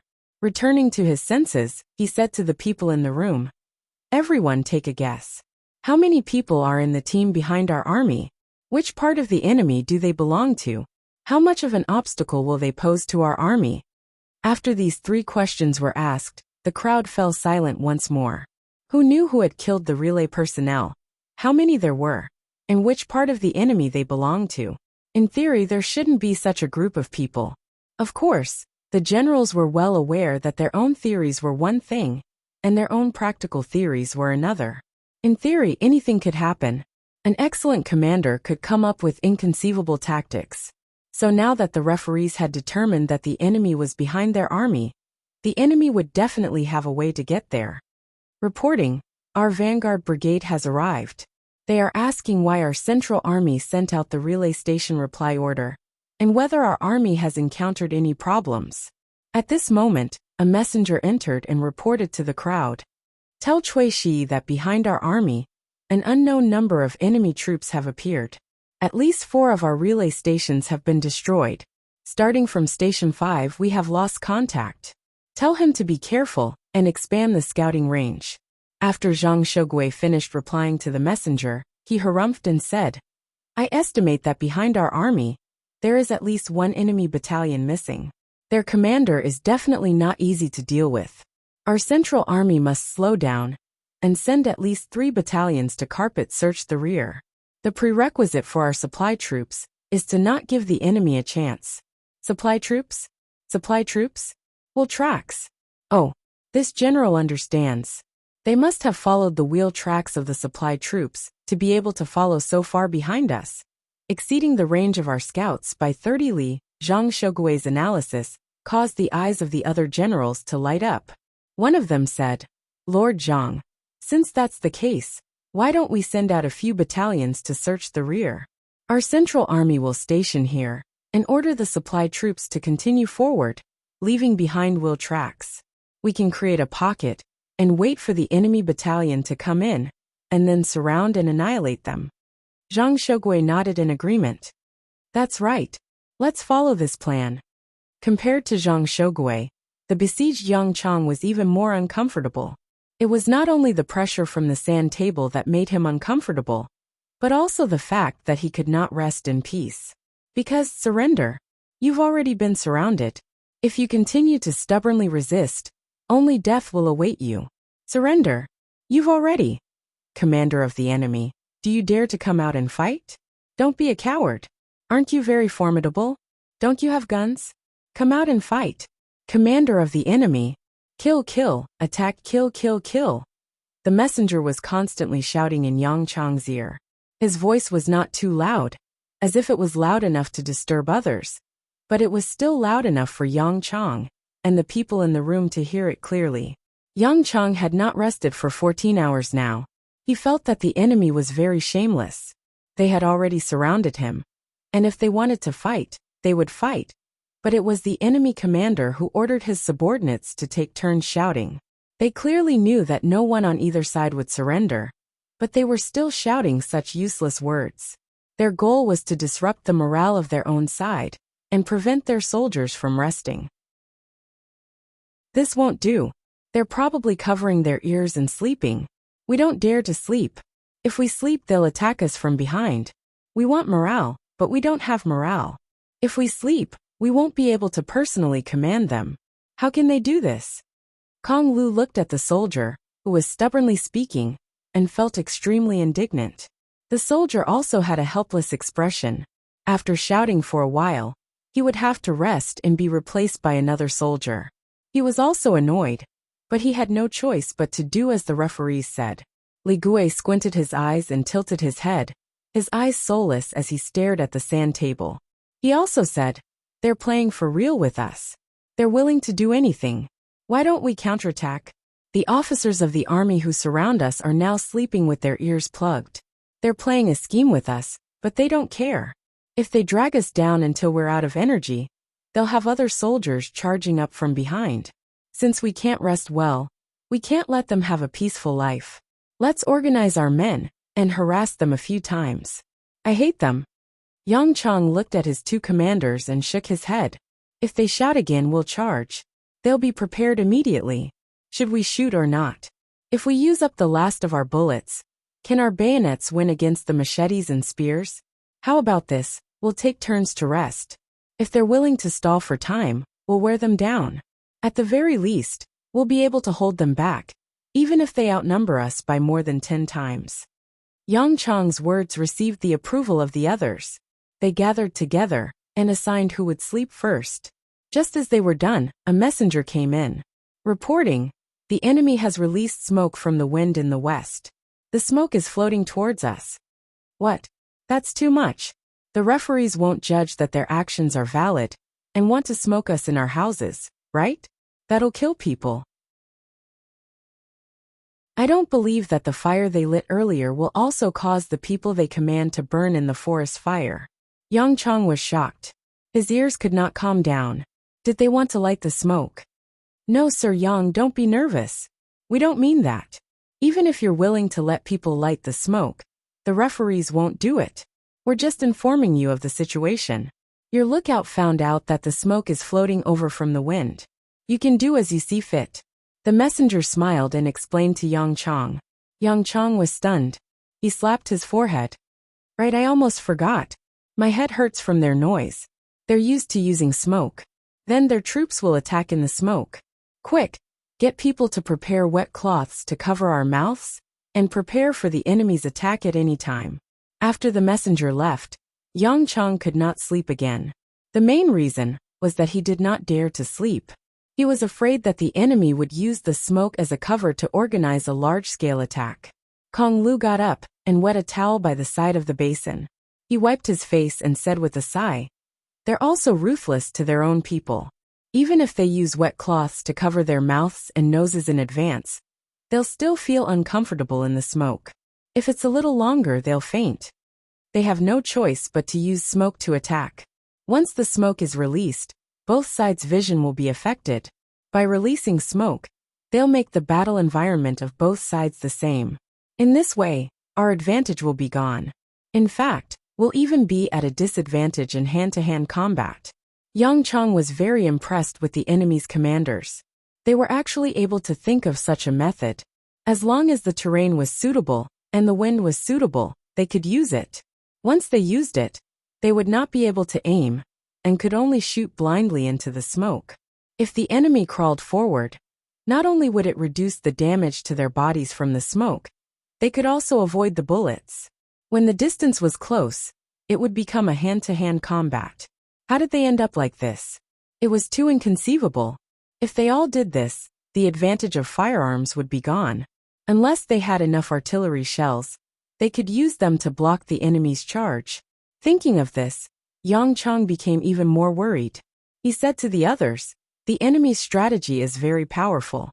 We have to think of a way to pass this information to our vanguard or middle troops. Tell them to be careful of the enemy's smoke hand-to-hand combat. When they're in formation, don't be too concentrated. It's best to split up a few parts. This way, when the enemy uses smoke to cover their attacks, they can have room to retreat. Otherwise, in a fight, it's easy to not only not gain an advantage, but also suffer a lot of losses." Everyone nodded. They admitted that Yang Chang's words made sense. In a situation where they were prepared in advance, it was very easy to break through the smoke attack. They were just afraid that their vanguard and middle troops would not think of this problem. In a crucial battle, they would be hit by an asymmetrical strategy and suffer heavy losses. How can we pass this information out? I think our transit troops have been dealt with by the enemy, Kong Lu asked worriedly. Since you asked, then this mission will be handed over to you. We'll cover you. You take people and rush in the direction of the first fire. With the rest of our people and ammunition, it's still very easy to break through, especially in that direction. As long as you go, all of our sacrifices will be worth it. Yang Chang looked at Kong Lu and said solemnly. Kong Lu took a deep breath. Really fight? Then you guys? It's our turn to be heroes. Is she the only one in the limelight as Wang Wan's military academy commander? Li Ji said loudly from the side.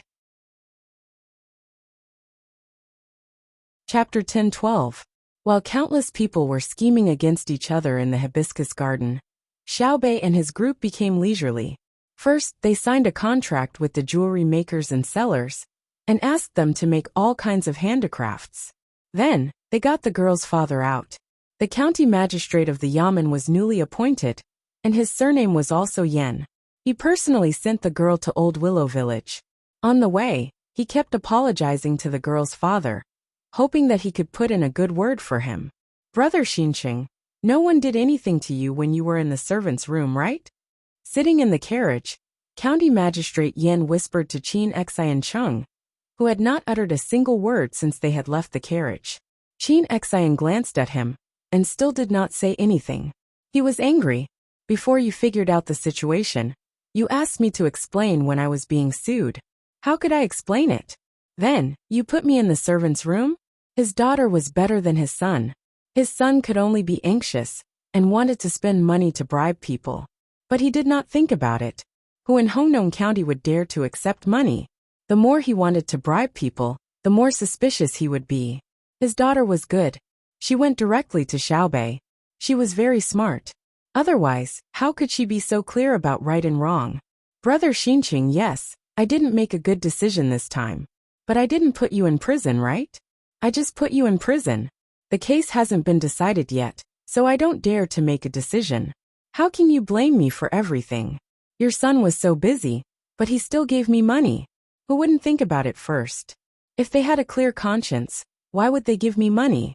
I didn't take it, right? You have to admit it, right? County Magistrate Yin continued. He felt that he was wronged. He had just been in office for a few months, and he was already involved in this kind of thing. Who could he reason with? Why did he let Xiaobei and the rest meet him? There was no place to cry. Did he get caught? Innocent +5. Oh my goddamn liar. He tricked me. Qin Xian still did not say anything. He looked outside through the car window. No one knew what he was thinking. County Magistrate Yen took a deep breath, and said as if he had accepted his fate. Okay, you can complain to Xiaobei. I don't need you to say good words for me. At most, I will be exiled. I, Yen Fei, have been in Hongnong for 4 months and 6 days. What I have done is worthy of the heavens above, the earth below, and my conscience. Qin turned his head to look at County Magistrate Yen, who was Yen Fei, and finally spoke. What do you want me to say in front of Xiaobei? Praise you? Praising you is harming you. You locked me up, and as soon as I came out, I immediately praised you from head to toe. Do you think that Xiaobei and the others are idiots? Do they believe me as soon as I praise you? Ah! Yen Fei was stunned. He blinked and nodded. Oh right. I caught you and brought you to Old Willow Village. You praised me. That's not normal, right? People will think that I'm threatening you. Based on that, you have to tell me the truth. What about me? I have to tell them the truth too. Yes, to tell them the truth, Xiaobei and the others are not stupid children. They will reason with me. I didn't do anything wrong. I just don't know how the gold disappeared. I put you in jail first. According to the procedures, I have to report to the government. Then what am I afraid of? But I'm afraid that the 9 of them have different identities. If I'm really caught, the economic construction projects that I thought of for Hongnong 4 months ago will not be carried out. What a pity. Yen Fei's voice became softer and softer. He seemed to be very disappointed. He thought about a lot of things. His appearance when he was studying, the situation when he took the imperial exam, the joy of passing the exam, the years when he worked in the Ministry of Revenue as a knife and brush, the accident when he had the opportunity to come to Hongnong as a county magistrate, the unfulfilled dream in the county, and the result after meeting Xiaobei and the others. Yen Fei thought about all these. After thinking about it, he became relaxed again. After hearing Yen Fei, Qin also thought about it. Seeing that Yen Fei did not speak, and was leaning there with a calm expression, he felt that Yen Fei was not bad. He said, Lord Yen, I just feel suffocated. I don't hate you. I feel that the opportunity has come for the matter you mentioned a while ago. What matter? Yen Fei almost did not know how to think. You forgot. You found a rich businessman in the county, and said that in the capital, you saw a rich family buying a wind turbine generator to light up the house. There was also that washing machine that looked very good. There was also a small thing by the river that was thrown into the water to spin and generate electricity. Then you asked us to pay for a bunch of generators and throw them into the river to generate electricity to light up the key places in Hongnong County at night, especially near Xiaobei's amusement park, to set up a night market. When the time comes, people like us who pay for electricity do not have to spend money temporarily. You even said that we need electricity. There's a wire called electricity, or something that can be used as a stove. The rich families in the capital use that thing to roast sausages and ham. You asked us to think of ways to think of a few more things that can make a lot of money and sell to people who come to play. Qin helped Yanfei recall. At the mention of this, Yanfei temporarily put down the anxiety in his heart and nodded vigorously. Yes, that's called resistance wire. You can also use it when you process jewelry, but it's not easy to apply for it, especially small generators. There are very few of them. The people who use them in the capital need to be monitored.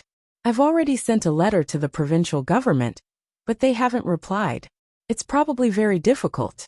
They need a lot of generators to support the light. The provincial government needs to check first, and then report it to the capital. I don't know what the capital will decide. Yanfei shook his head helplessly. It was not like applying for seeds for farming. In terms of technology, the Tang Empire was very strict and did not give foreign forces any chance. Do you still need to wait for the provincial government? When Xiao Bei and the others come, you can tell them that their amusement park doesn't need electricity. You can ask them to make more electricity, won't there be, even if we have to pay for it? I'll find a few people who agree with this matter and speak up for you. Don't think that Xiao Bei and the others are still children. Behind them are Xiao Bao and Cuckoo. What do you think, Lord Yan? Qin gave an idea. That's right. Xiao Bei and the others are here. Why would I care about the provincial government? They are their hurdles. Do I have to go through them first? Yanfei clapped happily. Just as he said half a sentence, he remembered that he did not know whether this trip was a blessing or a curse. He became depressed again. Qin also reacted. Yanfei might not be able to continue staying in Hongnong. He smacked his lips and continued to give ideas. You see Xiao Bei and the others, and immediately tell them your plan. Let them listen to you. When the time comes and there are some problems, it won't be a big crime, right? Xiao Bei and the others don't like to beat people to death with a stick. In the past, there was an official who could make steam engines. They investigated him, but the result was nothing. He was even transferred away. They care more about whether the official did things for personal gain. Fine, I'll give it a try. I'll go all out. Yanfei encouraged himself. When the lanterns were lit, the usually active and extroverted Xiao Bei insisted on organizing a bonfire party today. She moved her mouth, and the others began to get busy. They prepared the firewood for the fire. They did not allow her to touch it for fear of smashing it. They also did not allow her to clean up the poultry, pigs, and sheep for fear of being cut by a knife. She could only tell stories to the children in the village, who were also there to join in the fun. Xiao Bei was holding a megaphone in his hand. He spoke vividly, beaming with exultation, and gesticulating to the surrounding children. This was also a kind of talent. If Xiao Hai were to do this job, he would not be able to do it, even if he tired himself to death. If it were an ordinary child, it would be considered good if they could stand in front of a group of people and not fall to the ground nervously. But for Xiao Bei, this was not a problem. With the megaphone in her hand, she could easily control the 360-degree audience. Her gaze swept over and did not neglect anyone. Today, I'm telling the story of the animal kingdom.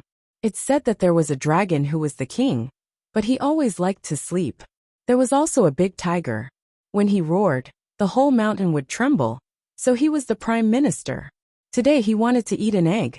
Everyone has eaten an egg before, right? Xiao Bei turned around naturally. She turned 180 degrees and turned back. She asked and turned 200 degrees in another direction. This way she scanned the audience. Yes, children like to listen to stories the most. Their voices shouted out one after another. You've all eaten it? The tiger had also eaten it, and felt that the taste was not bad. He wanted to savor it, but he could not directly ask the chicken for an egg. The chicken was also his people, so he looked for the fox and asked for an idea. He said that he wanted to eat an egg and fry it.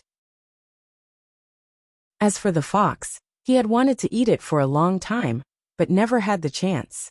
When he heard the tiger's words, he secretly swallowed his saliva and promised the tiger that he would complete the task.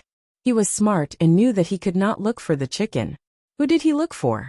He found a domestic duck and said to it, "The Prime Minister has been dreaming of eating ducks recently. He said that ducks can cure diseases." When I heard that, I advised the Prime Minister not to eat ducks, right? The duck was so scared that it was paralyzed. It nodded vigorously and said yes. So the fox said, "Then make an egg and give it to the Prime Minister. Some eggs can't be hatched, right? Look, which one can't be hatched? Take 2, and I'll give them to the Prime Minister." When Xiao Bei said this, he was already standing in front of a child, as if the other party was a duck. The child was scared and said, "Didn't you say that you want to eat eggs? Why did you look for me?" "Yes, you said that you want to eat eggs, but the duck doesn't know." He thought about it, and in order to live he reluctantly agreed. Just as he was thinking about which 2 eggs to give to the fox spoke again. "Don't you always ask the chicken to help you when you hatch eggs? Remember not to take the goose egg. The goose egg is big and different from yours. It's too obvious." The duck nodded again and walked to the chicken coop. As he walked, he realized that he couldn't take the goose egg, but he could take the chicken egg. So he stole 2 eggs and gave them to the fox. The fox ate one and gave the tiger the other. Later, the chicken found out and found the eggshell in front of the fox's house. It sadly went to find the dragon. The dragon was very angry and asked the tiger to deal with it strictly. The tiger was even angrier. The fox actually ate one himself, so he asked the fox. The fox said, "I tested the poison for you first, so you should do this." The tiger was very happy when he heard this, so he asked someone to catch the duck. In front of the chicken, the duck was punished for not being responsible for helping the chicken keep the eggs. The duck was sentenced to pay the chicken 2 eggs and clean the chicken coop for a month. Then the fox supervised the duck. If the duck wanted to pay, so be it. Anyway, the chicken didn't eat the duck. It was better than eating the duck himself, so the duck confessed. The dragon went back to sleep and passed the country to his son in his dream. He was worried that something would happen to the animal kingdom one day, so he considered letting his son become a human and go to a human country to live. Anyway, he could just take food from his own country. If the animal kingdom disappeared one day, his son could still live well. Since then, the chicken lost eggs at least once a month. Every time the duck was punished, every time the fox ate an egg, there would be a meeting to blame. Every time the tiger ate a fried egg, he would think that the country was so harmonious. Whether it was the supervision department, the executive department, or the production department, all kinds of functions were available. The research department found that if the chicken ate some eggshell, it was very good for the eggs it laid. So as a welfare for the chicken, it let the chicken experience the warmth of the country. Do you think this country is good? Xiao Bei finished the story and asked the children around him. It's not good. The children were not stupid. They knew who was at a disadvantage. Lu Feifei said loudly, "The dragon shouldn't be a king. He sits in that position and doesn't do anything serious. My Tang Empire is better. My Tang Empire has a good emperor, brother Xiao Bao, sister Cuckoo, and sister Xiao Bei. Who dares to harm the chicken? Sister Xiao Bei will teach him a lesson. Then it's my Tang Empire." Xiao Bei nodded. Her eyes were fixed on Yin Fei, who had been listening to her story for a while. She said, "Who harmed the chicken? I think someone will come and tell me clearly, right?" Yin Fei was listening to Xiao Bei's story and found it very ironic. He was thinking about praising Xiao Bei, but he didn't expect that Xiao Bei would directly point the finger at him. When they were in the car, the method that he discussed with Qin Xian was suddenly useless. "I'm innocent. Since I took office, I haven't done anything wrong. When I arrested Qin Xian, I'm still reporting to the state government. He hasn't been convicted." When Yin Fei was in the car, he was thinking of going all out, but now he found that he couldn't. Xiao Bei waved her hand and didn't let Yin Fei continue to explain. She said, "I asked you who harmed the chicken. What do you mean by you are innocent?" "I didn't do it." Yin Fei was about to cry. "I'm asking you who it is," Xiao Bei emphasized. "Ah, who is it? It's the dragon?" "No, I don't know about the dragon." "Is it the tiger?" "The tiger only wanted to eat once. And the tiger eats meat." "Is it the fox?" "The fox is following orders." "Is it the duck?" "The duck was also forced." "Is it the chicken?" The chicken is the victim. Who is it? Yan Fei was confused by Xiao Bei. You're so stupid. This animal kingdom shouldn't be so harmonious. How can animals of different species live in harmony? But animals of the same species shouldn't exist in the animal kingdom. Every person in a position should guard their position well. You've done a good job. At least for more than 4 months. You haven't done anything wrong. Just as you said just now. Also, make your water and electricity plan more detailed. Let me remind you, you can produce bigger generators. I was just joking with you. Why are you so nervous? Remember, never be like the animals in the animal kingdom. Otherwise, you will realize that dragons don't have sleeping suns. Tigers don't have that much power. Whoever harmed the chicken, I can catch him in an instant. Xiao Bei said to Yan Fei with a smile. Yes, yes. No one dares to harm the chicken. Then, what do I do now? Yan Fei's forehead was covered in sweat. He finally felt that Xiao Bei was different from other children. Now wash your hands and prepare for the bonfire party. I'll roast that harmed chicken for you. Let's go, it's time to eat. Xiao Bei said to Yan Fei. She called the children and ran to the washing area. A group of children cheered and ran behind. Lord Yan, wipe yourself. Qin came over and handed Yan Fei a towel. Thank you. I won't see Xiao Bei in the future. No matter what, I won't meet her face to face. Yan Fei took the towel and wiped his sweat. Yan Fei said that he wouldn't meet Xiao Bei.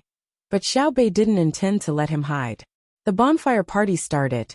Xiao Bei dragged Xiao Yuan and Lu Fei. She held a wine glass with juice in her hand and wandered around the bonfire. When she saw someone idle, she would go over and say a few words. After a while, she turned to Yan Fei. Yan Fei was still chatting with Qin, talking about how to fill in the details of the application. He also praised other people's children as a sign of goodwill. As expected, he was holding a chicken in his hand. He didn't dare to touch other food. Xiao Bei said to let him eat chicken. Naturally, he had to understand Xiao Bei's meaning when he ate the chicken. Brother Xincheng, do you think Xiao Bei let me eat chicken as a warning, or is there any other hint? Yan Fei smelled the aroma of the roasted lamb and turned to Qin, who was eating the leg of lamb. I guess she asked you to control the other people in the county yamen. Xiao Bei doesn't want to hear about the chicken being eaten. It's not that she doesn't want to know about the chicken being eaten. It's just that she doesn't want to see the situation of the chicken being eaten. Qin saw that his daughter and Xiao Bei were very harmonious together. The last bit of anger in his heart dissipated, because he knew that with Xiao Bei's approval, the other villagers in the village would not be jealous of his wealth in the future. The patrol team of 9 was the purest group in the Tang Empire. Their attitude towards a certain person determined the perception of the people in the Tang Empire. Therefore, Qin also seemed to be more friendly to Yan Fei. Yan Fei felt that it made sense. It should be so. I have to watch the people below carefully. Don't cause me trouble. The amusement park is built in the county. How can Xiao Bei not pay attention to it? If anyone in the yamen wants to die, I'll let him die first. I don't think anything can be hidden from Xiao Bei. Did you hear just now? Xiao Bei said that I did a good job for more than 4 months and asked me to apply for a bigger generator. This means that she has already understood and didn't hold me responsible. I escaped a disaster. That's right. The intelligence network of the Zhang family and Wang family, is it just for show? You want to eat a piece of mutton? Qin saw that Yan Fei was still competing with the chicken. He cut a piece of mutton and passed it to him. I don't dare. Xiao Bei asked me to eat the chicken that was killed. If I eat something else, if she sees it, I'll be even more guilty.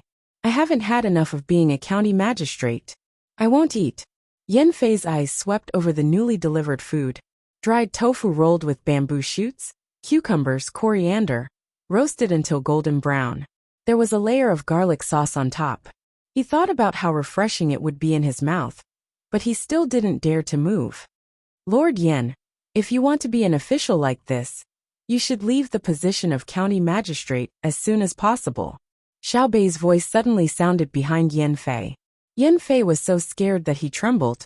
The chicken in his hand almost fell to the ground. He quickly turned around. As he was about to get up, he said, "This official is guilty. Sit down." If you stand up, I have to look up to speak. It's tiring to my neck.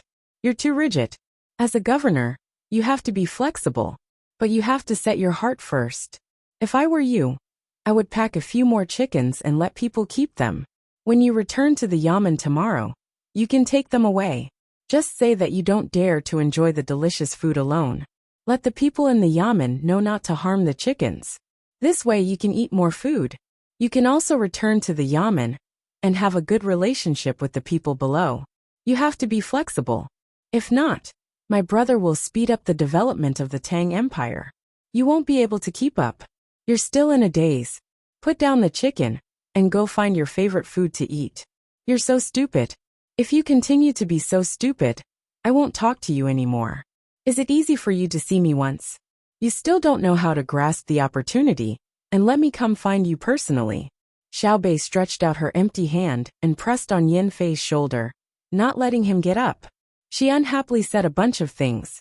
She then muttered to Xiao Yuan, "My family's inner court is like him. I've long been angered to death. How do I put it? It's like smelling something and knowing something. I'm about to be angered to death by you. Smelling means listening." Xiao Yuan was also unhappy. "I know. Stand aside and don't block me. Lord Yen, do you understand?" Xiao Bei rolled her eyes at Xiao Yuan, and then smiled at Yin Fei. Yin Fei did not dare to get up. He could only turn his head and agree. I understand. Bring a few chickens back. I'll eat something else." "It seems that you still don't understand. I'm talking about chickens? Forget it, I'll continue to spin. You eat your food." Xiao Bei turned and was about to leave in disappointment. Qin Xan nudged Yin Fei hard. Yin Fei suddenly reacted and hurriedly shouted to Xiao Bei, I understand. I have to be flexible. Patrol Inspector Zhang, what instructions do you have?" "That's more like it. Find a bowl and drink. Let's discuss while drinking. Lord Yen, I'll introduce you to a 7th rank official. Secondary 7th rank official. My sister Feifei is her." Xiao Bei turned back and pulled Lu Feifei to introduce her to Yin Fei. Yin Fei did not stand up at this time. Instead, he sat on the ground. His eyes were wide open as he stared at Lu Feifei. No matter how he looked at her, she looked like a child. "Don't move around. Sit properly. My sister Feifei is Station Supervisor Lu. She's under the jurisdiction of the capital's agriculture temple. She's in charge of everything related to willow trees. It's not because her surname is Lu that she's called Station Supervisor Lu.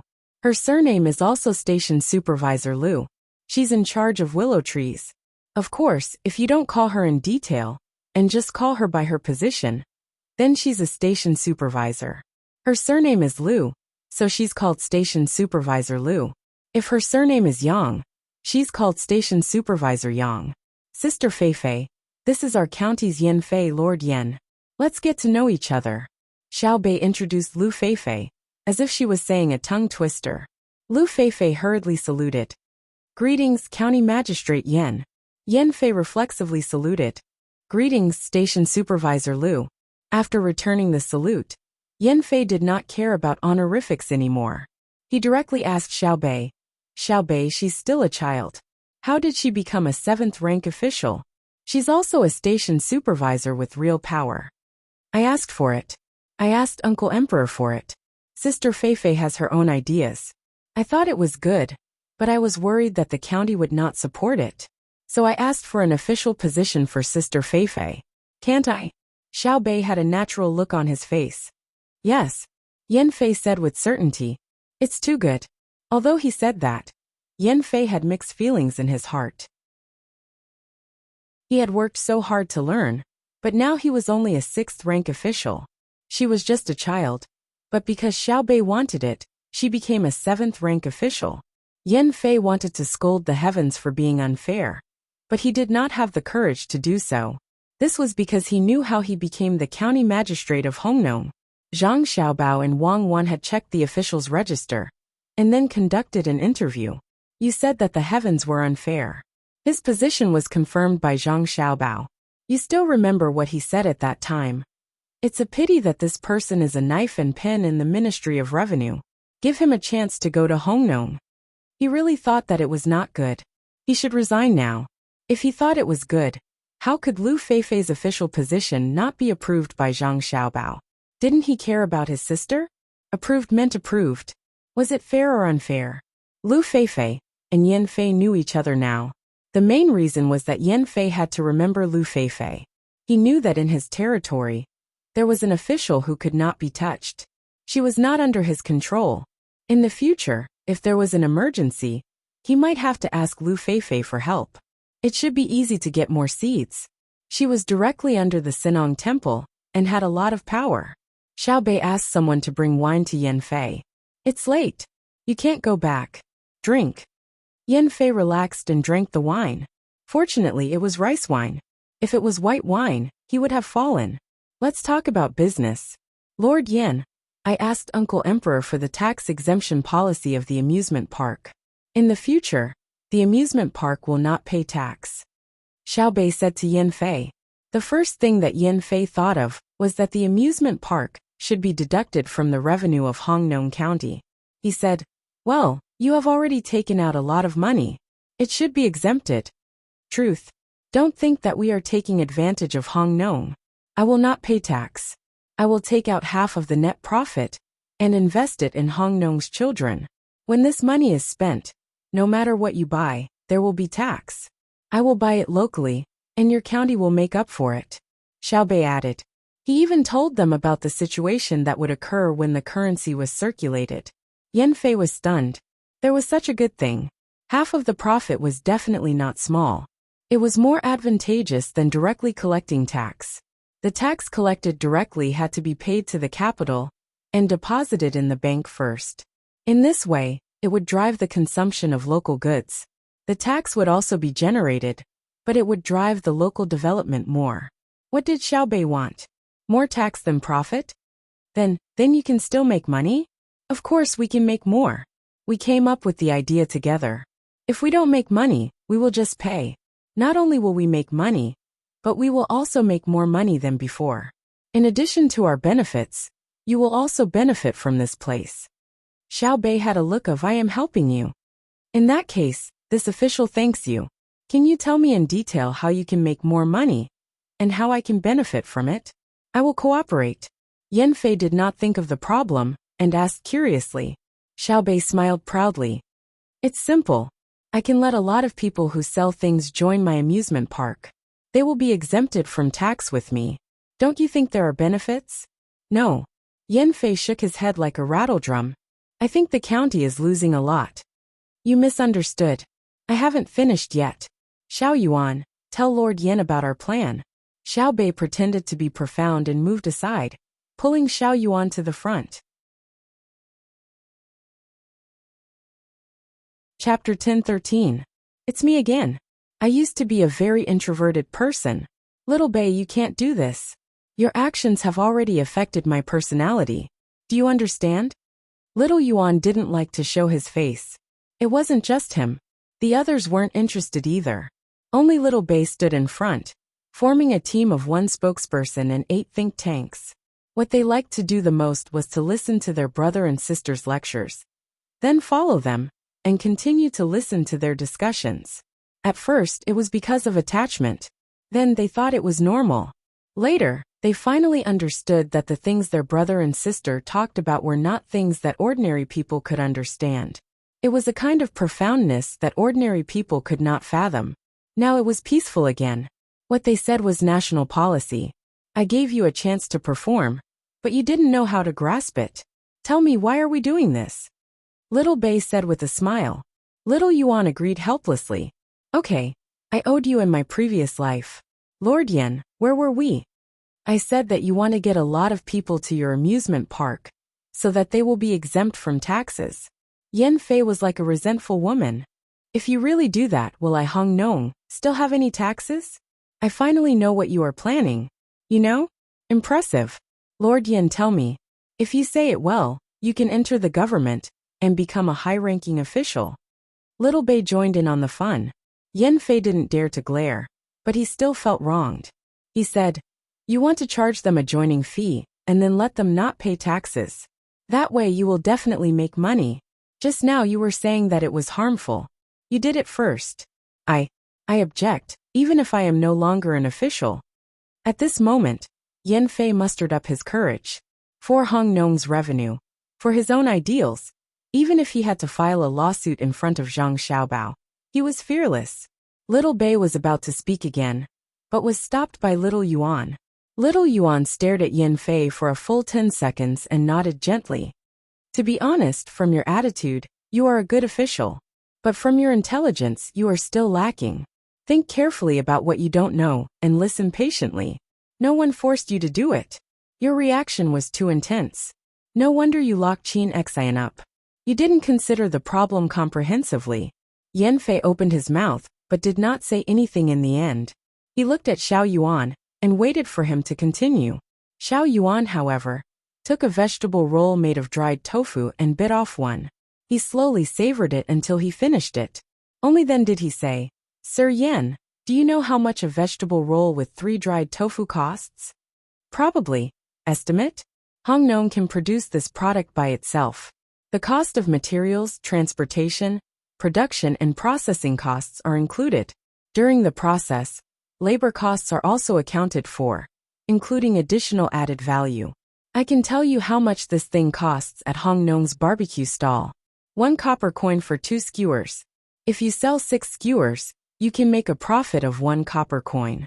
That's a 33% profit after deducting taxes. If you don't believe me, you can ask around. Don't take the price of the big restaurants into account. Those are 2 different things." Xiao Yuan opened his mouth and stated the price of the food he ate. Yes. Is it related to what you're talking about?" Yan Fei panicked. They were talking about the specific data, but he did not answer. If it was a small matter, it was careless. If it was a big matter, it was a dereliction of duty. Xiao Yuan ate another one. "Of course. When you're free, go to the market, especially the big markets. Ask each item.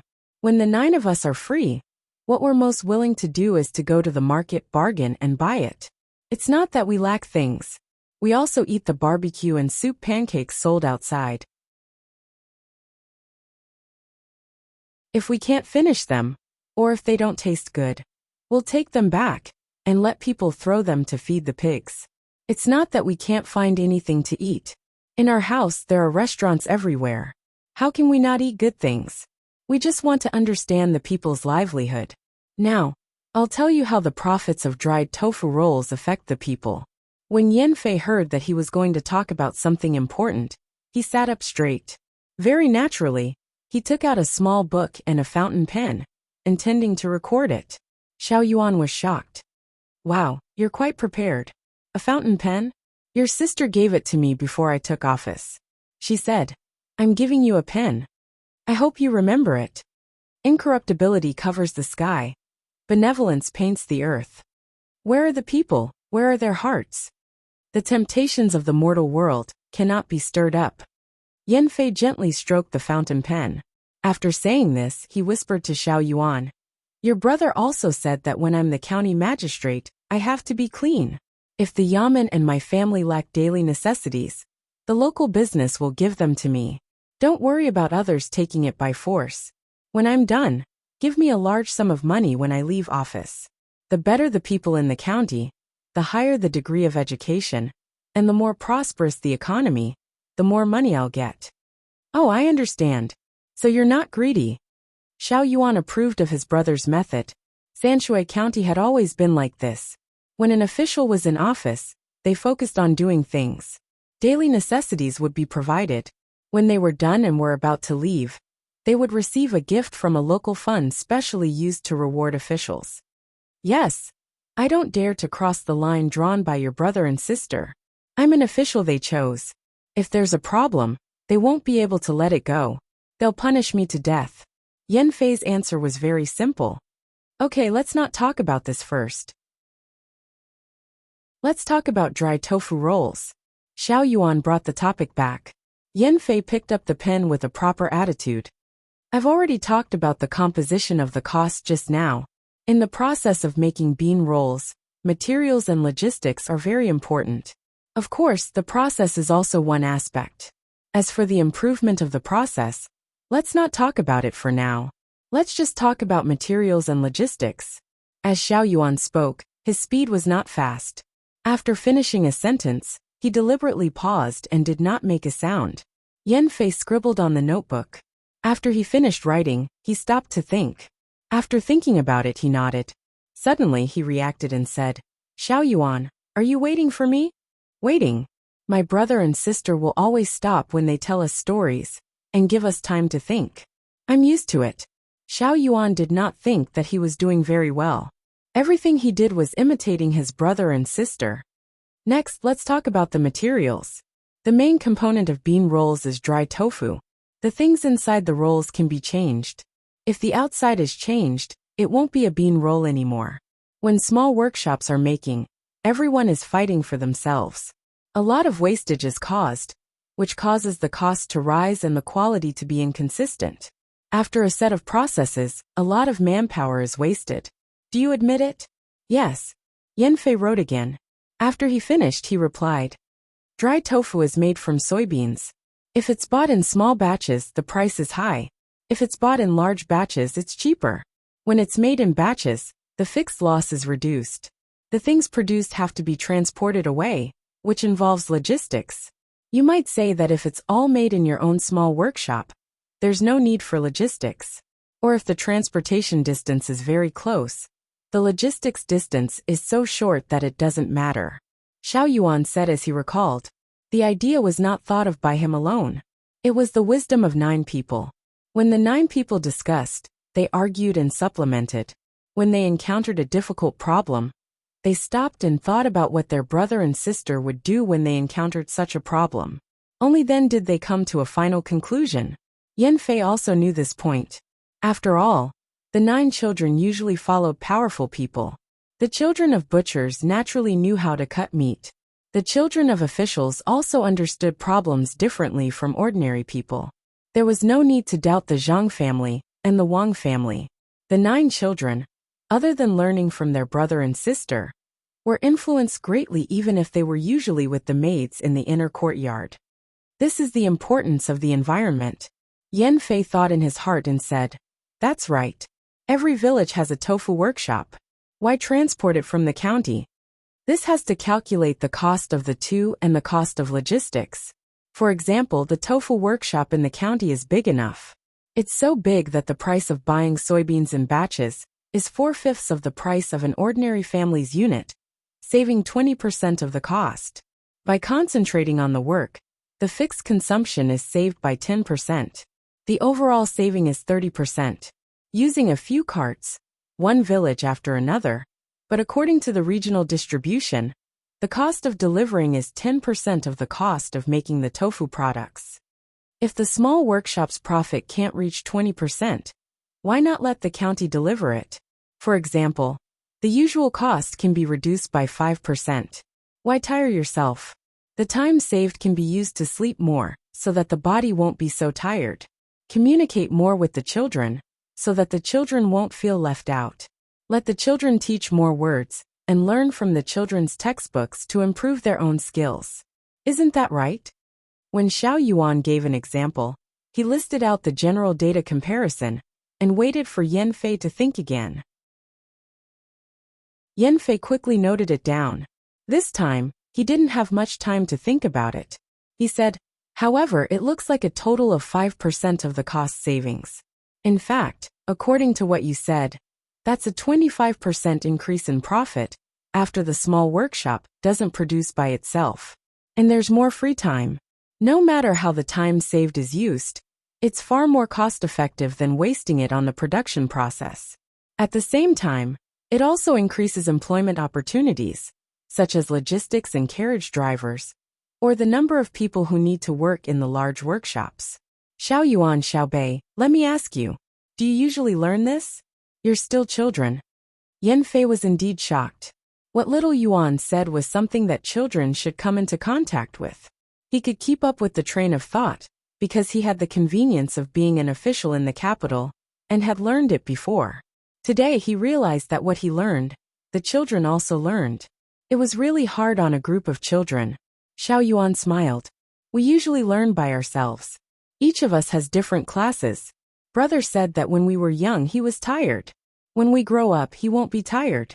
In the future, he won't have to worry about the family not being able to handle urgent matters when he and his sister are too busy. That's right, that's right. Xiao Bei chimed in from the side. What we're talking about now, there's no need to deliberately learn it. Anyone in the family will have a different view of it. After listening to it every day and watching it every day, of course they'll remember it. All right. When I was young, I didn't have brothers and sisters like you, and I didn't have an inner court team that could take over government and military affairs at any time. But I have a question. Yan Fei envied Xiao Bei and the rest. This was the advantage of a family. Children from ordinary families also had talents, but the effort they put in far exceeded that of children from aristocratic families. How could a child from a butcher's family be compared to Xiao Bei and the rest at the age of 20? How much of a genius did one have to be? Fortunately, there was the support of Operation Chaoyang. Otherwise, it would be a fool's dream to catch up. Sighing to himself, Yan Fei asked again, I agree. If we do as you say, the cost of the small workshop will be reduced, the profits will be increased, and the labor intensity will be reduced. However, what if the large workshop in the county uses this to control the entire county's bean products industry? That's a problem with the perfection of the business laws and the functions of the government. You can't use the possible disadvantages to deny the benefits of the current actions. If it's easy to choke when drinking water, then you won't drink water? If you're thirsty, you naturally need to drink water. As for choking, then solve the choking problem. This isn't called treating a headache or treating a foot when it hurts. This is called the division of functions. Ants have a division of labor, not to mention humans. How can there be a perfect thing in the world? If that's the case, then my brothers and sisters won't have to suffer. Xiao Yuan also had his own views on this. Yan Fei was used to discussing political and economic issues with children. Alright, I agree. To build a large bean products processing workshop in the county, I have to first calculate the profit ratio of the small handicraft workshop and the price ratio when buying the finished products from the large workshop. I already know that bean rolls have a lot to do with the people's livelihood. I also understand the principle of drawing inferences from one example. Tell me about the issue of tax exemption. To be honest, you're not Xiao Bao and Cuckoo. Although you're so smart that I'm scared, you're far worse than your brothers and sisters. At the same age, they're 100 times better than you. If you can't persuade me, I'll never agree. I'm an official of the imperial court, not the inner courtyard of your Zhang family and Wang family. My first consideration will always be the people under my rule. Listening to Yan Fei's words, Xiao Yuan and Xiao Bei were not angry at all. They admitted that their brothers and sisters were powerful. Until now, they had not found a problem that their brothers and sisters couldn't solve. Xiao Yuan continue. Xiao Bei threw a sentence to Xiao Yuan and pulled Lu Feifei to explain the things that Lu Feifei didn't understand in the conversation between Xiao Yuan and Yan Fei. Lu Feifei was very modest. For the first time, she knew how big the gap between her and a real official was. She thought that an official had nothing to do and had free time all day. She didn't expect that an official had a universe in his heart. Of course, this referred to a capable official. Xiao Yuan said, "We want to build a big industrial group park near the amusement park. Then we'll buy things from them and sell them in the amusement park tax-free. Lord Yan, you may want to say that it will have an impact on the financial income of Hong Nong. Indeed it will, but it will definitely not be a negative impact. You also said that we're smart. How can we do stupid things? Who will join us tax-free? It's true that life in the county is not easy. For example, people who are hardworking and not smart. What they need is not how many good opportunities you create for them, but a leader who can actually lead them to work. Oh, you want them to be tax-free? What's the purpose?" Yan Fei knew that there was a group of people who didn't have a high income. The purpose is to let them make money. We not only exempt them from taxes, but also all their management fees.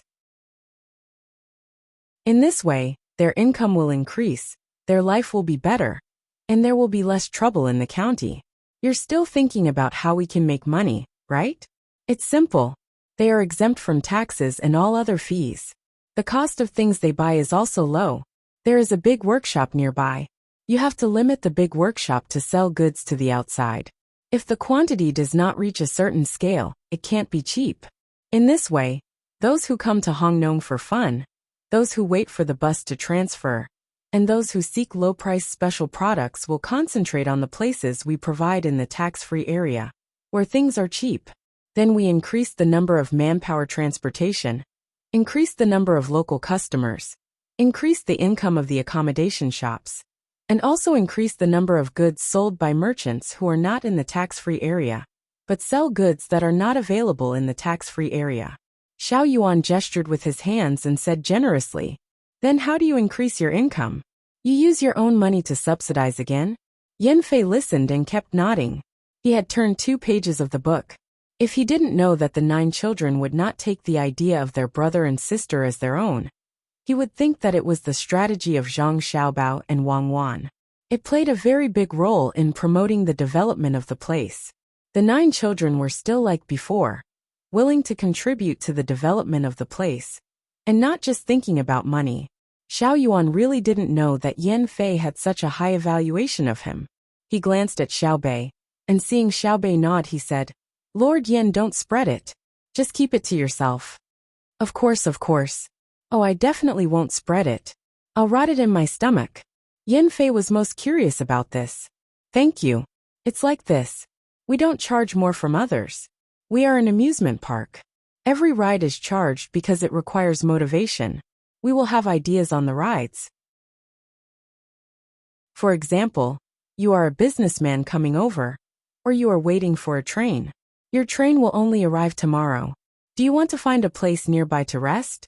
Yes, I have to find one. That's easy.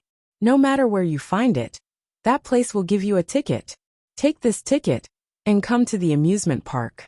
You can play one or a few rides for free. Take this ticket and you can go to the shopping area. Buy anything. You can get a 20% discount within a certain amount. Take this ticket and you can get a souvenir from the stall selling souvenirs in the amusement park. Then you have to pay for the items in the amusement park. The number of times you have played it on the ticket indicates the unit price and how much money you need to spend. After you calculate, you will realize that the unit price of the rides you play is actually half the cost of the accommodation. If you include the free boxed lunch provided in the amusement park upstream, you will get an even bigger advantage. Then will you come to the amusement park? Will you go shopping? After you come, if you find out. I got it. Yan Fei stood up in surprise and carefully looked at Xiao Yuan and Xiao Bei. He kept looking at them. After looking at them a few times, he finally exhaled. He said, "You are earning this money. People's consumption is the psychological law of equalization in the process of accidentally obtaining money. That is to say, if you pick up 100 copper coins, many people will be willing to find a place to spend this 100 copper coins. Only a small number of people will want to keep it. In other words, if you give him a ticket worth 50 copper coins, he will be willing to spend another 50 copper coins to play the free rides. Even if it reaches a ratio of 10%, your income will increase a lot. Then, you are exempt from taxes. You can even use the same method on the local stalls that are exempt from taxes and have all the fees removed. Similarly, if you meet people who are just here to play and buy cheap tickets, you can give them some of the restaurants, inns, and coupons in the market. In this way, you are exempt from taxes. You don't have to calculate the tax ratio in the process of dividing the profits with other merchants, but your income will increase a lot. Because you also don't have to pay taxes on this part, the cost is very low. On the other hand, if you are not exempt from taxes, the inns and restaurants will promote you and give you free tickets. Your tax cost will be very high, and there will be an additional cost of double taxation in the process of exchanging customers. Amazing, I am convinced. No wonder you have to give half of the net profits to the children. You are earning too much. As expected of Zhang Xiaobao's younger brother and sister. After being praised by Yan Fei, Xiao Yuan was too embarrassed to say anything. He lowered his head and nudged Xiao Bei with his foot. Xiao Bei also became bashful and said in a similarly embarrassed manner, "Actually, it's true that we're spending money to invest in Tang Dynasty's children, And it's also true that it's free of charge. But, in any case, that's how it is. You shouldn't blame us, right? There is no rule that says that we can't make money from it if it is free. What we are earning is not the children's money. Can you understand? What do you mean I understand? Are you saying that when you give half of the net profits to the children, you are still profiting from it? As Yanfei spoke, he didn't know how to describe his feelings. Chapter 10:14. You're really a family. I won't ask how you earn the money. I believe what you said must be true. I want to know who came up with this idea. For the first time, Yanfei looked at Xiaobei and the other 9 people seriously. In the past, Yanfei was afraid of their status and brothers and sisters. But now, he was treating the other party like an adult, because the other party had the qualifications. Xiaobei smiled and said, "Even if you ask, we won't tell you. We thought about this idea for many days before we came up with it and perfected it. Sister told brother to open a few more candy houses. But we don't want to continue to rely on brother and sister. We want to plan it ourselves. From then on, when we have time, we get together and think hard about how to get other matching things for the candy house. Just the candy house is fine.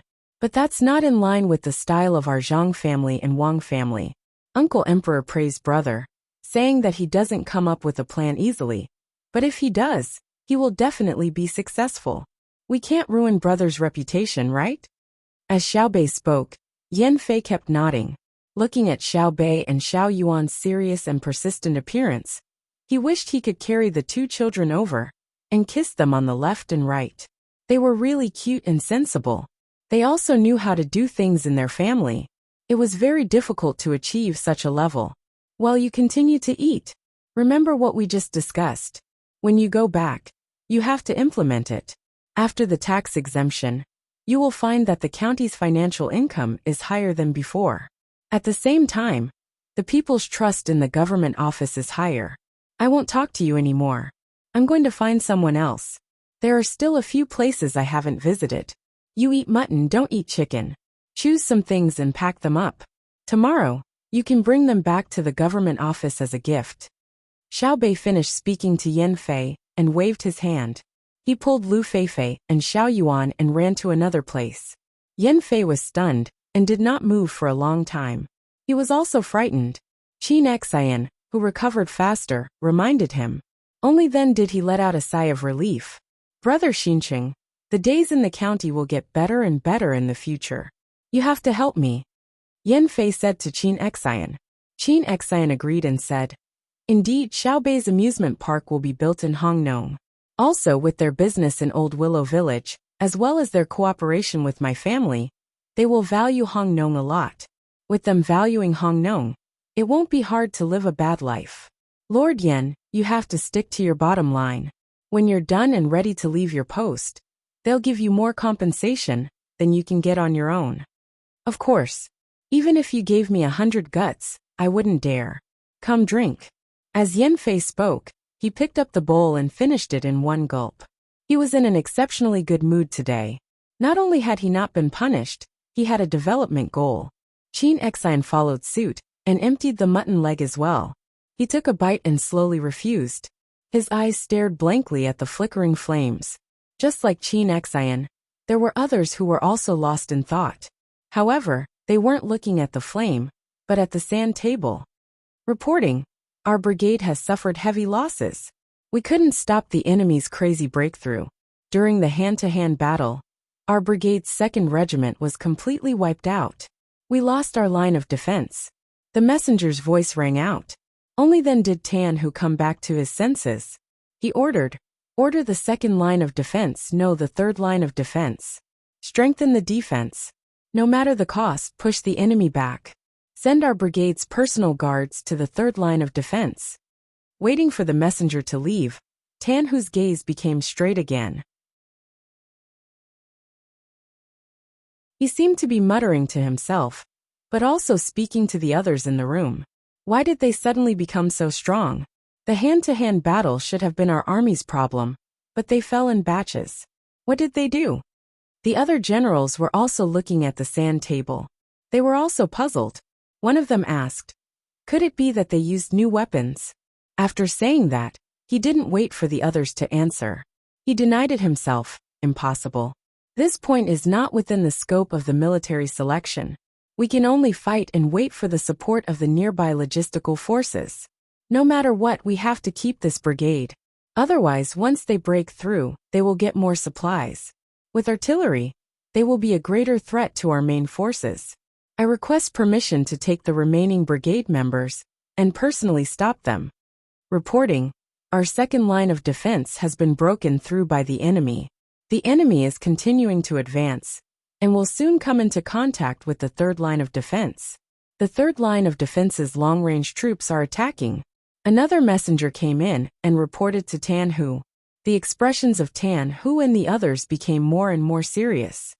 Order the soldiers at the first line of defense to report quickly. Why did the enemy's attacks become so fierce? Wrong. Order the soldiers at the second line of defense to report that the first line of defense has been completely wiped out. Tan Hu was stunned by the enemy's breakthrough. For a moment, he forgot about the tragedy at the first line of defense and that his brigade was down by a regiment.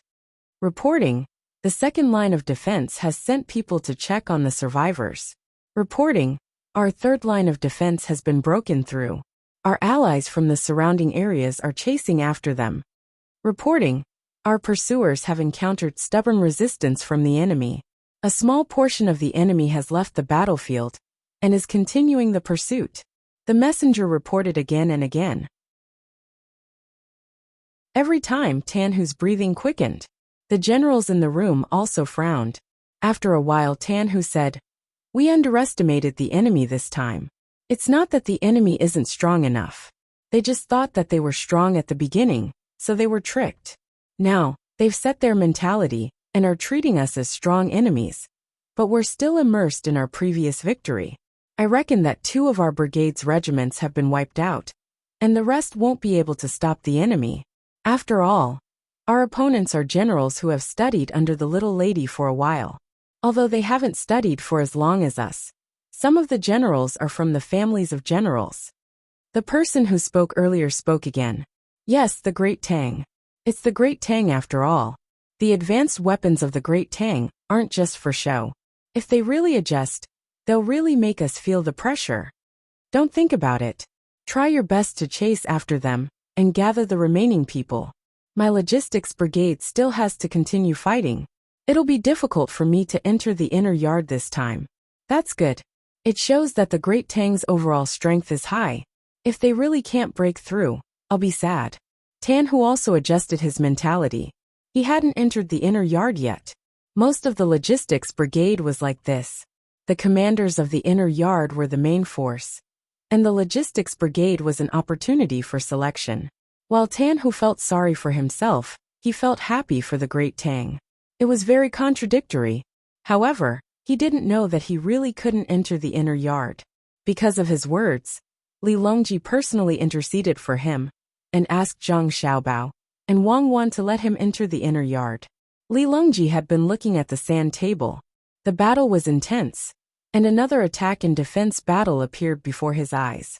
When he heard the messenger repeat what Tan Hu said in the room, he smiled proudly. He said to Empress Wang beside him, "The people of the Great Tang always think of the Great Tang." Even though this person called Tan Hu clearly knows that he has no hope of entering the inner yard, he still feels proud of the Great Tang. I have to talk to Xiao Bao and Cuckoo to let this person in. How loyal must he be to say such words? Your Majesty is right. With them around, the Great Tang has no worries. Look at that Yang Chang. He'll probably be here soon. His last 3,000 or so people will be finished. Less than 300 people will be able to escape, and they still have to pass through the mountain fire. If they're not careful, they'll encounter a situation where the ashes come back, and they'll lose more people. Yang Chang is really wronged. If he had fought like this from the start and showed his determination to cut off all means of retreat, would he have lost a brigade? This can be considered as him being loyal to the country. Empress Wang evaluated as she looked at the sand table. At the same time, she recalled the battle just now. The sand table showed that the battle just now had started before dawn. Yang Chang gathered all his forces and attacked toward the north, not caring about how many people would die. Yang Chang, who was in the room, seemed to be immersed in the battle. He kept roaring, "Attack, attack! Raise your bayonets and fight the last battle for the great Tang." Then, he ordered that all the rifle bullets were to be given to the final breakout team led by Kong Lu.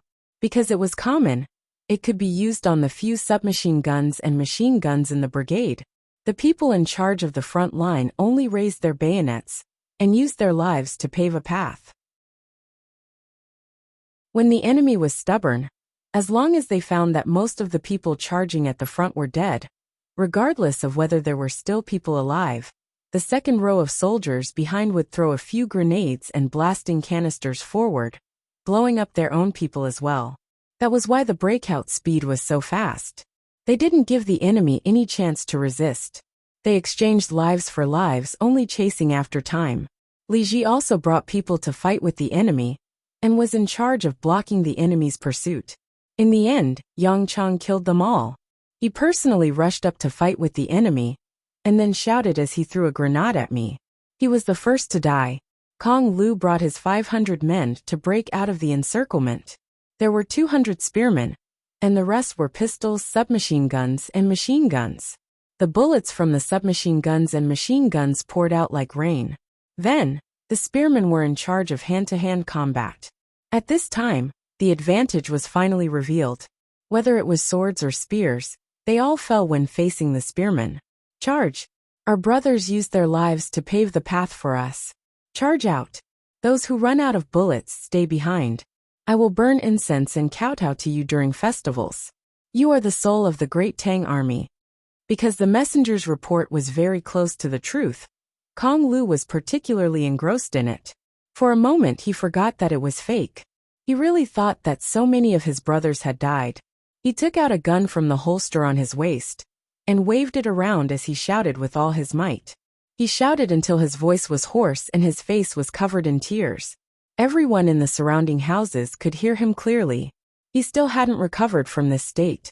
Report: our army has broken through the layers of the enemy's blockade and successfully entered the burning area. There are 79 people left. The messenger reported again, shouting the same way. Got it. Those who are injured stay behind. The rest continue forward. Don't stop. If I die, every soldier who rushes out alive, send a message to our vanguard. Run, run. Our great Tang will avenge us. Our great Tang still has Cuckoo. Cuckoo will. Ah. That's right, this is the sand table. Martial selection. Cuckoo is our opponent. No one died, right? Yang Chang and Li Ji are still alive. Ah, my throat hurts. Go and get me some medicine. This is bad. Others will laugh at me. Why didn't you remind me? Who designed the sand table model? I hate them. I wanted to eat spicy hot pot for dinner. Now I can continue to drink clear soup. Li Ji came back to his senses as he spoke. He raised his hand to wipe his tears and blew his nose. He spoke with grievance. The messenger also felt wronged. When you pulled out the pistol, I already said it. You didn't listen. Who is to blame? I didn't say it was your fault. Go and get the medicine. Kong Lu waved his hand embarrassedly at the messenger and chased him out.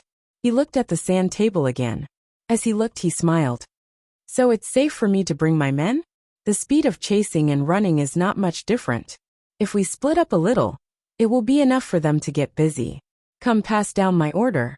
The rest of you, form groups of 2 and look for the main vanguard. Return to the team. Kong Lu gave another order. He then pinched the skin on his throat and stretched it. He grimaced. It hurts so much. It's burning. It's all gone. A brigade of 5,000 people. And only these few are left. I wonder how low my rank will fall.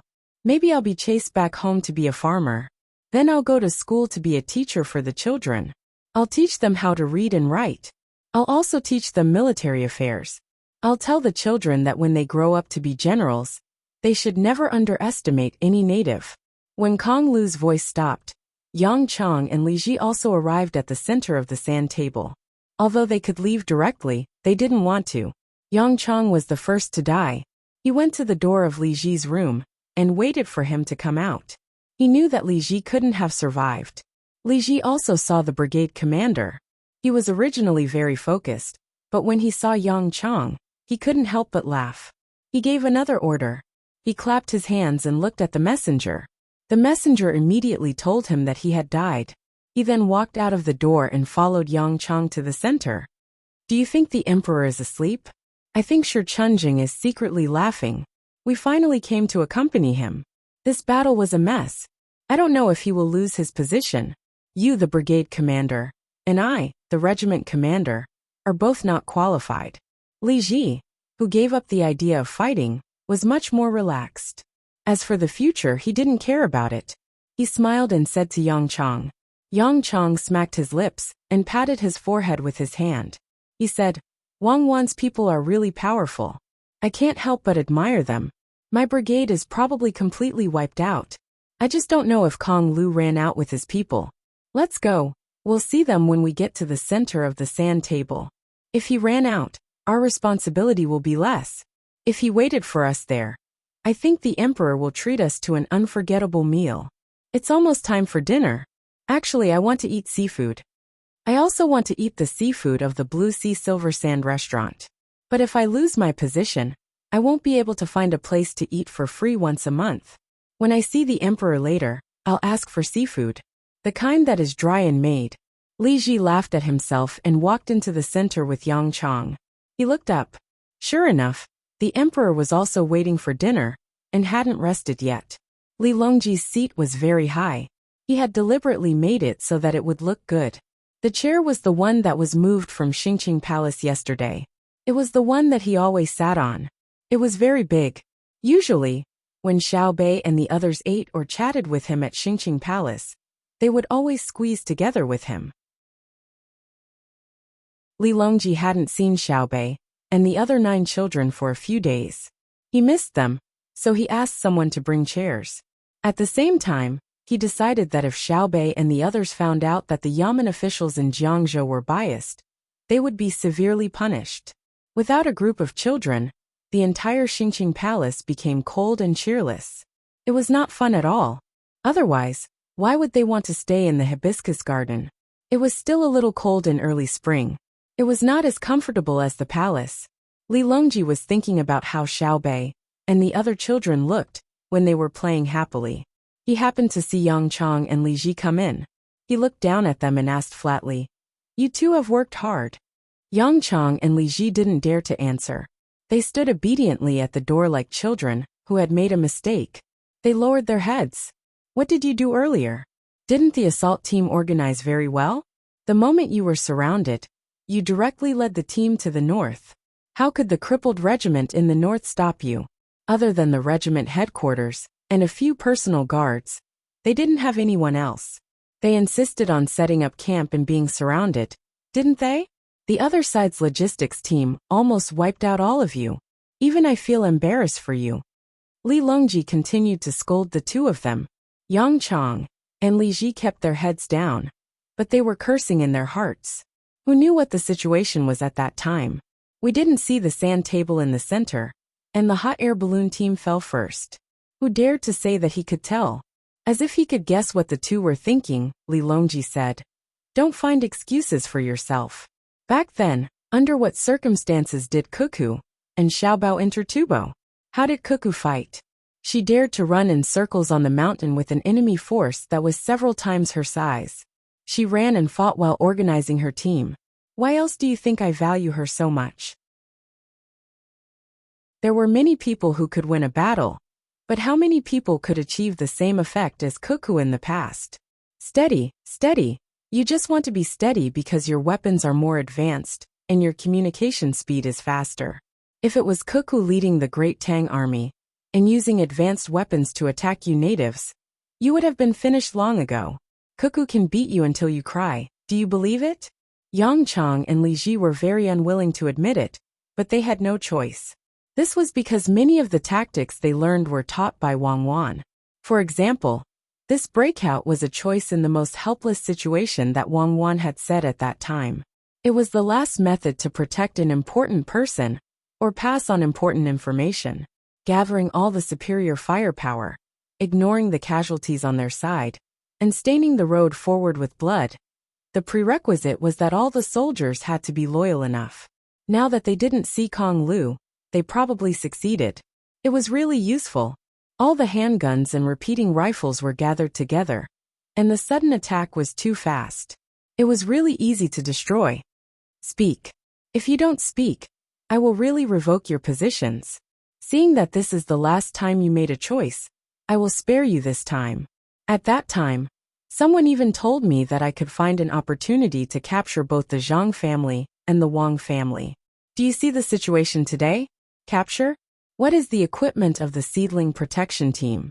Each person is equipped with 2 handguns, 1 submachine gun, and 8 grenades. If not, how can I rest assured when I send Xiao Bei and the rest out? Today, Li Longji listened to the referee's evaluation of various data, and he truly felt the strength of the elite firearms unit. Thank you, Your Majesty. Yang Chong and Li Ji finally spoke, and said the same 4 words in unison. Thank you to everyone for your support and votes. Someone even gave me 10,000 renminbi as a tip for a monthly vote. I will try my best to write, and try my best to write. I'll say it again. Don't give me money like that. In the past, there were people who gave me money like that. They gave 10,000, 10,000, 50,000, 50,000, and even 1,888,000 was not a small amount. 588 was even more. But you can't do this. I am not worthy of it. I am already satisfied to be able to subscribe and read it. If you praise me in the book review, I will be happy for the whole day. Thank you, brothers and sisters. But when it's time to save, I will save. Since you gave me money, I will not return it. When I spend money, I will also be happy. Sometimes I feel conflicted. I want to get more royalties, but I don't want others to pay too much. I admit that I am a hypocrite. Those who have a recommendation vote, don't forget to vote for me. Praise me again. Thank you. I will bow to everyone. Yes, bow. You want me to beg? Brothers and sisters, you know that I will not do that. I am a stubborn author. I always feel that writers should at least have some strength of character. Bow bow.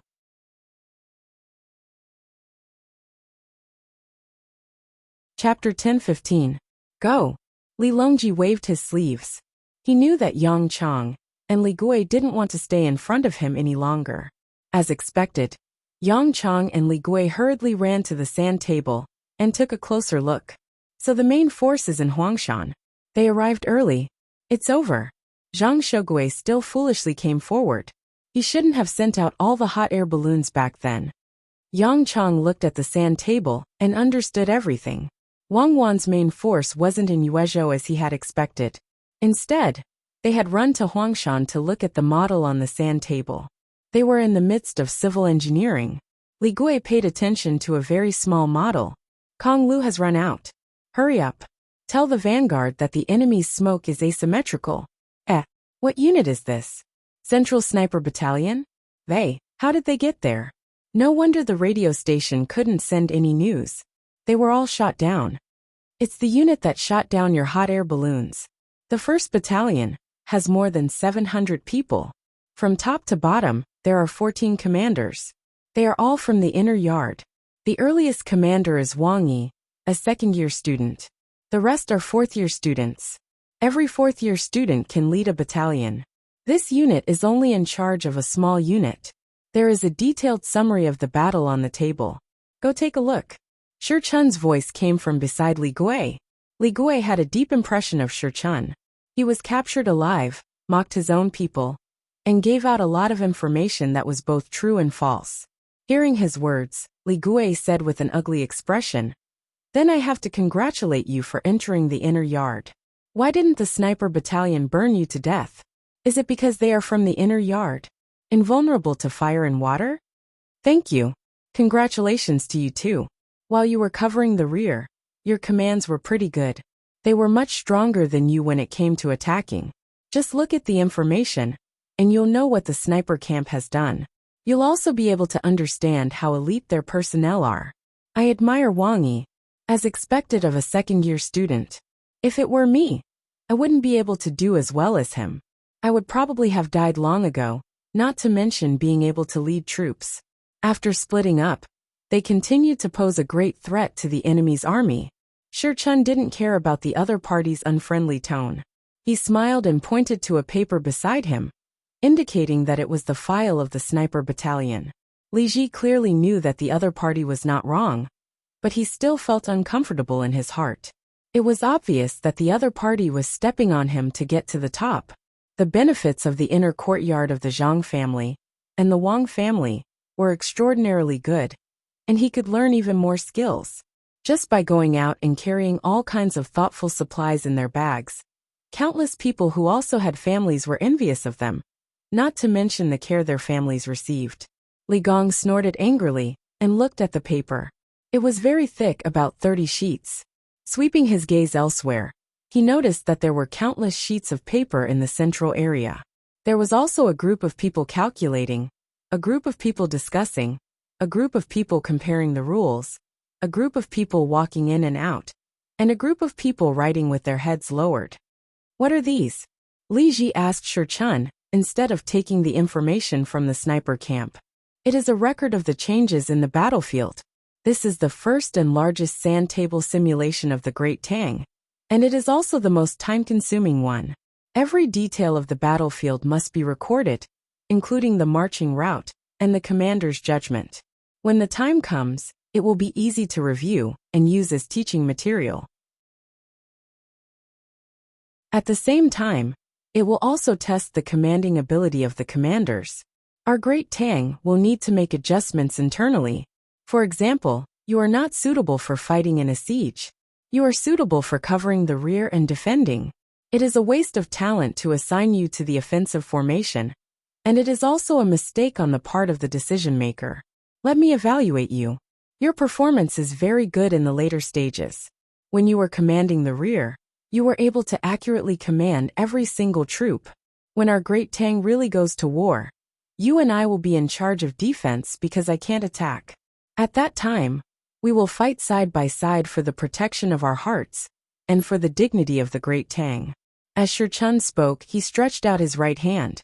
Li Ji hesitated for a moment before stretching out his right hand to shake Shi Chun's.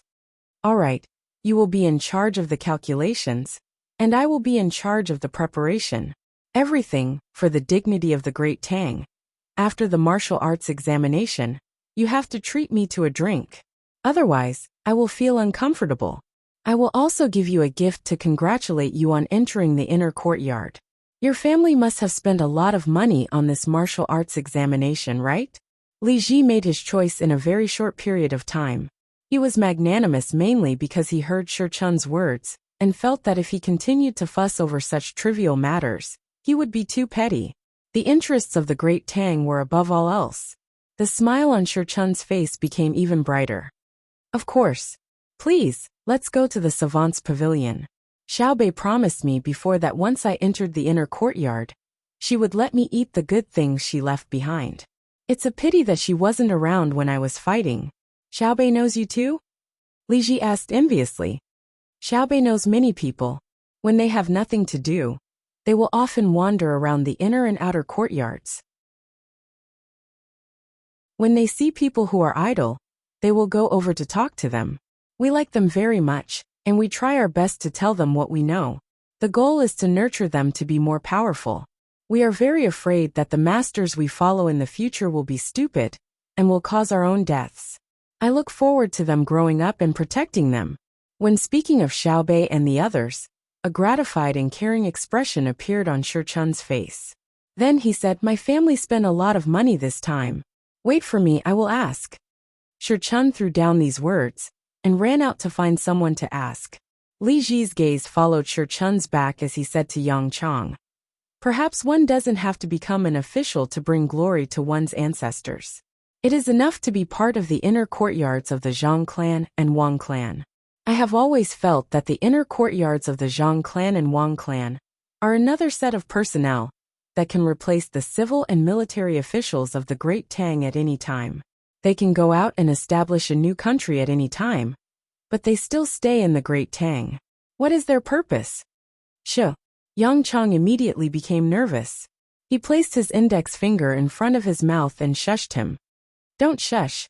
It's not like you are peeing on a child. We will tell you why. Li Longji's voice suddenly sounded behind Li Ji, giving Li Ji a fright. The reason why Xiao Bao and Cuckoo's inner courtyards are nurtured this way is so that they can be prepared to kill at any time. If a problem appears in the military and political system of a certain province, they can go over and kill them all. Then, they can immediately replace them with the inner courtyards to ensure that the local government operates normally. If any regional governor thinks that without him, there will be a gap in the military and administration of our great Tang, Cuckoo and Xiao Bao will let him know that it doesn't matter whether he is there or not. No matter how capable the local officials are, or how much power they have, they must always remember that they are not allowed to challenge the royal court. We will pass down the order in the capital that they are not allowed to play any tricks and use the stability of a region to threaten us. Otherwise, we will send Xiaobei and the others out first. If the local officials dare to resist, Cuckoo and Xiao Bao will bring people over to kill them. After killing 1,000 people from the military and political system, we will send another 1,000 people over. Li Longji spoke in a dictatorial manner. He wasn't afraid that his words would spread out and cause the local officials to be displeased. Yang Chong and Li Gong swallowed their saliva and nodded their heads. Li Gong was the first to reply, "Yes, yes, Your Majesty. Your will is our code of conduct. Wherever your sword points to, we will fight to the death. We definitely won't dare to go against the orders of the royal court." Yang Chong added, "Yes, we understand. The royal court isn't afraid of us becoming arrogant. As generals, we also don't dare to raise bandits. We will always remember that there are people who can replace us at any time." Li Longji, who had achieved his goal, nodded his head to Wei Wei. "We have always believed in you. Actually, Cuckoo and Xiao Bao's inner courtyards aren't used to replace the officials of Great Tang. Instead, when they are expanding their territory, they won't lack administrative and military personnel. I know how much money you have spent." Shi Chun ran over. "Your Majesty, you are here too? I have always been here. How much money did your family spend?" Li Longji glared at Shi Chun. His meaning was, "I was far away just now. Can you pretend you didn't see me?" "Yes, I have always been here. I was careless. According to Your Majesty's estimation, based on a month's time, we have spent a total of 600,000 strings of cash. If we can't finish it in a month, we will have to invest more." Shi Chun drew a 6 with his hand. So much. Li Longji didn't expect the military examination to cost 600,000 strings of cash. When he said that the royal court would pay for it, it was Xiao Bao and Cuckoo who took the initiative to bear the cost. 600,000 strings of cash was indeed a lot. Although it didn't matter to the Zhang family and Wang family, it was calculated based on their wealth. In reality, 600,000 strings of cash could do a lot of things. A dough of millet was only worth 9 copper coins in the capital. If one were to look at it from a higher perspective, it would be 10 copper coins for a dough. 600,000 strings of cash was equivalent to 60 million dough. Li Longji also understood that money couldn't always be calculated as grain. There were also luxury goods and other daily necessities. There were many people with hundreds of thousands of strings of cash, but no one dared to use all of it to buy grain. Otherwise, Xiao Bao would immediately deal with them. He would never allow anyone to hoard such a large amount of daily necessities. Li Ji and Li Ji were also shocked by this number. The two of them didn't understand how the money was spent, but they didn't doubt Shi Chun's words. This was because Zhang Xiaobao and Wang Wan couldn't get any benefits from the royal court, even if they spent 6 million strings of cash, let alone 600,000 strings of cash. There was no need to lie. No one would reimburse them. Shi Chun also knew what they were thinking. He explained, "One is the cost of building the house, and the other is the cost of making the sand table and small models. There are also subsidies for the relevant personnel. We can't let people work for free." Little young master and little lady's purpose for the military examination wasn't just to become the martial champion, but more so to collect information. That's why the scale was so big.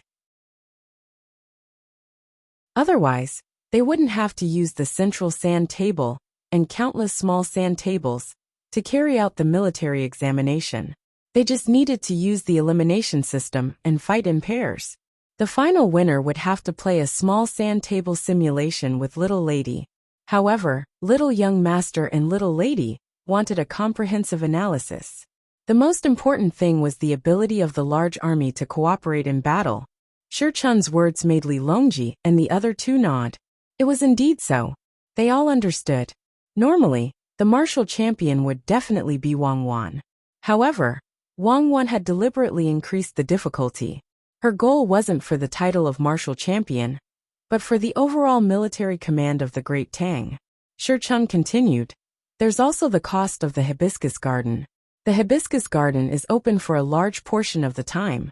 It's open for free. Now, the entire hibiscus garden is under martial law, and no one is allowed to enter. The commoners naturally have fewer places to go. Therefore, Little Young Master and Little Lady took out money to subsidize the zoo, skating rink, and other places. The commoners can go there to play. Those who want to hold a poetry banquet in the hibiscus garden will also pay to send them elsewhere. Li Longji and the other two understood that this was how money was spent. Li Gui couldn't figure it out. If the hibiscus garden is occupied, then so be it. What else do the commoners dare to say? They don't dare. Shi Chun replied. Just because they don't dare, it doesn't mean that they don't want to. It's easy to shut people's mouths, but hard to win their hearts. Little Young Master said that if he wanted to occupy other people's places, not to mention the hibiscus garden, who would dare to disobey him? However, they shouldn't do that. Only those who don't have enough power and status will think of showing off in front of others. When one's status reaches a certain level, they won't use their power to oppress others. For example, Your Majesty. The entire Great Tang belongs to Your Majesty, but Your Majesty still has a standard when doing things. What you should think of is not how much sacrifice the commoners should make, but how you should consider the commoners' interests. With this, Yang Chong and Li Gui could no longer raise any other opinions. Li Longji nodded repeatedly. That's right. In the past, when I went out, part of the money was paid by the imperial court, and the other part was paid by the local government. It was a waste of money and people. Now I prefer to go out and not use the imperial court's money or the local government's hospitality. I have money, so I can buy it with money. However, I don't use my money. It's all paid by Xiaobao and Cuckoo. They will arrange it. When I went to Jili province, I found that the lower the rank, the more arrogant they are. A provincial governor's son actually bullied people there. He bullied Xiaobei and my Juner and Pan'er. How arrogant is he? Yang Chong and Li Gui were also stunned. Their status was not high enough, so they didn't go to Jili province. They didn't know what happened there, and only heard the emperor mention it now. Who is so daring? Bullied Xiaobei. Xiaobei didn't beat him? As a general, Li Gui's first thought was to use force to solve the problem. Beat what? Xiaobei kept giving in. He even discussed building a snowman with that kid. In the end, there was no other way, so he caught that kid's father. If Xiaobei didn't insist on handling it impartially, I would have cut off his head. Just tell me, how ambitious is this person? He actually dared to cause trouble in Jili province. He doesn't know how to use his power when he has reached a certain level. People who have reached a certain level of status are all easygoing. They think about others and show off because they feel inferior. Li Longji was still angry when he mentioned this. Li Gui and Yang Chong nodded in agreement. Your Majesty is reasonable. People always say that the county magistrate is not as good as the current one. In fact, it's because the county magistrate doesn't want to argue with ordinary people. Only the current one is worried that others don't value him and feel inferior. Therefore, he always looks for opportunities to prove his status. Therefore, the military selection has been going on for a month. The young master and young lady spent 600,000 strings of cash. The information collected from the various commanders is very precious. In the future, I will take it out and explain it in class. The young lady said that the analysis isn't about who is right or wrong. During war, everyone is scheming against each other. What we need to analyze is a pattern. When the generals go to war in the future, they will have a few comparisons under different circumstances. Then they can choose. This way they can save time and energy. Shi Chun took over the conversation.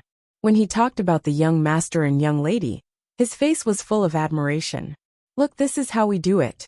Divide it into 3 sides. No matter which side it will look like the front. After making it, we have to color it. It was already noon in Old Willow Village. The market outside was still lively. However, Xiaobei didn't want to cross the bridge and went out for a stroll.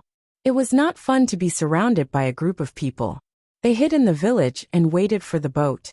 When the boat sent by the family arrived, they could take the boat along the canal and then change to the Yangtze River to Jiangzhou. There were still 2 days of free time. Originally, there were boats on the Yellow River that could directly enter Hongnong to carry people. However, due to the decision of Xiaobei and the others, they changed. They changed to a fleet with more boats that had just been sent out from the capital. Xiaobei and the others planned to transport a batch of dolls to Jiangzhou, as well as the local specialties of Hongnong and the specialties of the places along the Yellow River to the east. When the fleet arrived, they would buy and load the goods. When they stopped in Jiangzhou, they would sell the goods. Not only would they be able to earn back the cost of the journey, but they would also have some savings. Normally, they would be able to earn a lot more. However, there were many people in the fleet. There were more than 1,500 people, so the cost had to be included. The 9 children had already discussed it. After dealing with the matters in Jiangzhou, they would transport a batch of goods back and sell them in the capital. This way, they wouldn't need to pay extra for their family, and their pocket money would also increase. The dolls to be sold were all prepared. Now, Xiaobei had a new request. He asked people to make the dolls according to 3 sides. Each side would be the front, and it would be a very, very big doll. It would be more than 10 feet tall and 3 meters tall. Xiaozhu was in charge of the design, and Xiaohai was in charge of the calculations. The people of Old Willow Village helped to make the dolls. They didn't care why Xiaobei wanted to make such dolls, nor did they remind him that they didn't look good. Anyway, if Xiaobei asked them to do it, they would do it. Not to mention making dolls. Even if they were asked to use thin willow branches and weave patterns to make a 2-story building, they wouldn't hesitate at all. This was because everyone liked Xiaobei and the others. When the 9 children stood together, they didn't need to mention how powerful they were or how much money they had. Just by relying on their cute looks and sensible characters, they made people have an idea that they couldn't refuse their request. Lu Feifei, who had become an official, was very busy last night. She went to worship the ancestors. Old Willow walked at the front, and she followed closely behind. She even wrote an oration, burned incense, and kowtowed. From then on, her family's branch was listed as the main branch in the clan. She was busy until the wee hours of the morning, before she went to sleep.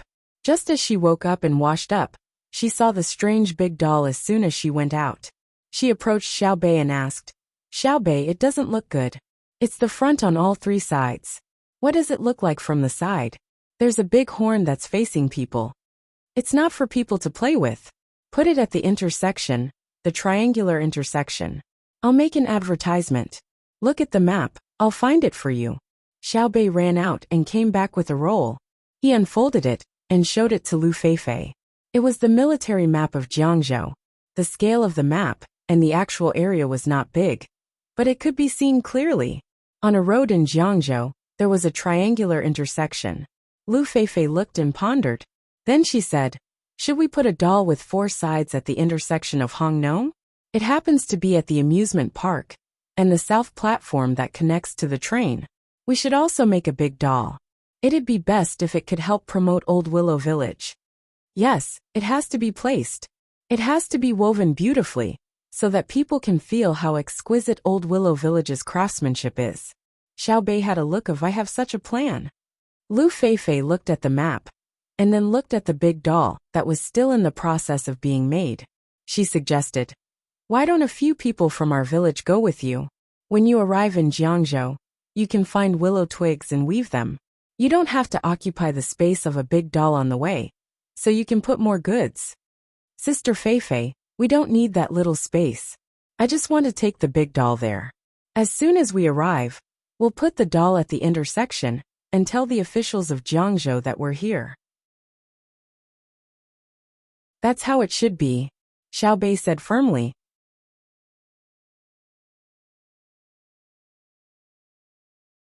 Chapter 10:16. When the fleet arrived, Xiao Bei's dolls were finally finished by the craftsmen of Old Willow Village. They were transported along the Hongnom River to the Yellow River. Xiao Bei's team of 9 once again treated the villagers to a big meal of pure seafood. Then they bid farewell. The villagers once again sent them off with tears in their eyes, all the way to the shore of the Honglu River. The farewell team grew bigger and bigger. Xiao Bei's team put away the flags that represented their identity, but the people of Hongnom County helped them raise the rice seedlings flag. They knew who had paid for the reconstruction of Hongnom County and the compensation. The patrol team of 9 was in the limelight for a while. When the boat entered the Yellow River, there were people on the shore sending them off. Some were drivers, some were on horseback, and some were on donkeys. When Xiao Bei's boat entered the Yellow River and met up with the waiting fleet, those who could not keep up with the speed stopped and waved from afar. Xiao Yuan, tell me, why is every departure so sad? Xiao Bei wiped his tears and asked Xiao Yuan, who had been standing at the stern of the boat with him. Because the time spent together is too short and too careless. Only the moment of separation will you feel that happiness is far away. It is a kind of habit, and also a kind of feeling, so you have to cherish what you have by your side. Don't neglect the things around you, because you are always dependent on each other. Xiao Yuan also wiped his tears. He also could not bear to leave the people of Hongnom County. Xiao Yuan, you are so nice. I know. I have to cherish Ahua, even if it is a cat. I will go and feed it fish. You just stand there, ah. Xiao Bei looked at Xiao Yuan gratefully and ran to the cabin. There should be a stray cat that he had picked up on the way there. Xiao Yuan looked at Xiao Bei's running figure and was stunned for a while. Ahua! That shriveled up cat? That's not what I meant. Your comprehension is too poor. Is the cat more important than me? Well, there's actually another explanation for sadness. That is, when you give, you don't get anything in return, not even a little bit. Of course, when you give, you're happy. Then Ahua, you give. I'll drink cat soup tonight, and I believe you're happy too. Xiao Yuan left the bow in a huff. He was ready to ask brother Xiao Hai about the formula of killing a cat, or find his sister Xiao Zhu to draw a big dog, or something to scare Ahua into jumping into the Yellow River. At that time, he would definitely stop Xiao Bei and tell her that the moment of life was the moment of glory. Let's see who would dare to go down and save her. Xiao Bei ran to the cabin and searched for Ahua, but he couldn't find her. He asked a lot of people, and finally confirmed that Ahua didn't come on board. He muttered angrily, I won't have a cat anymore.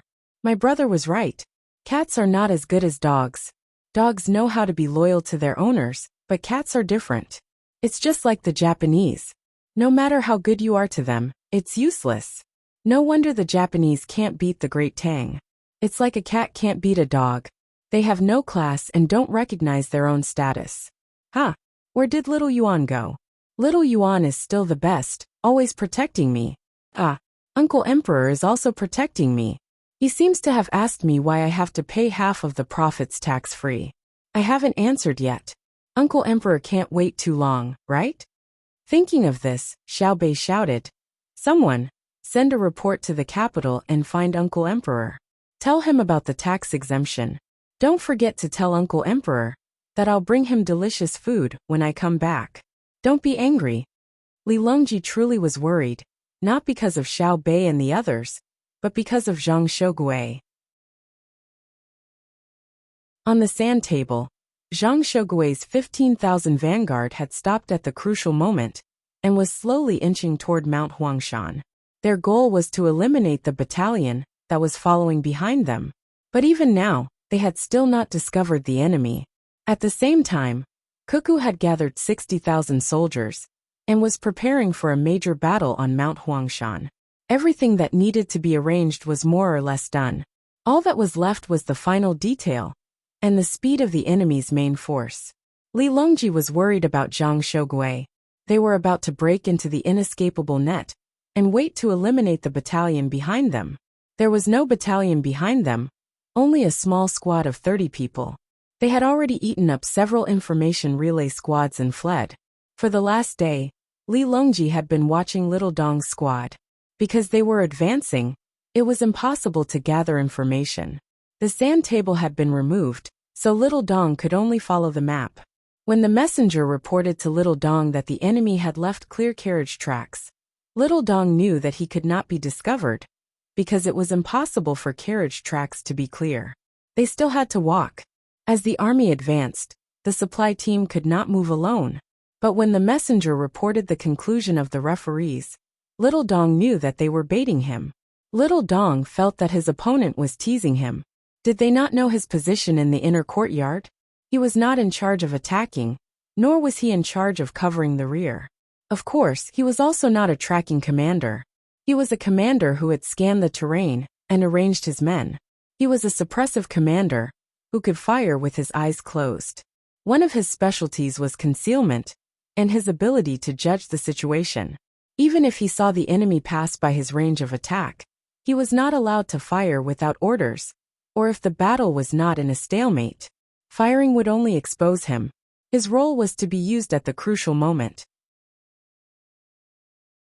For example, when the enemy was about to take the high ground, he would spit out a tongue of fire from an unexpected place, causing the enemy to nurse a grievance on the spot.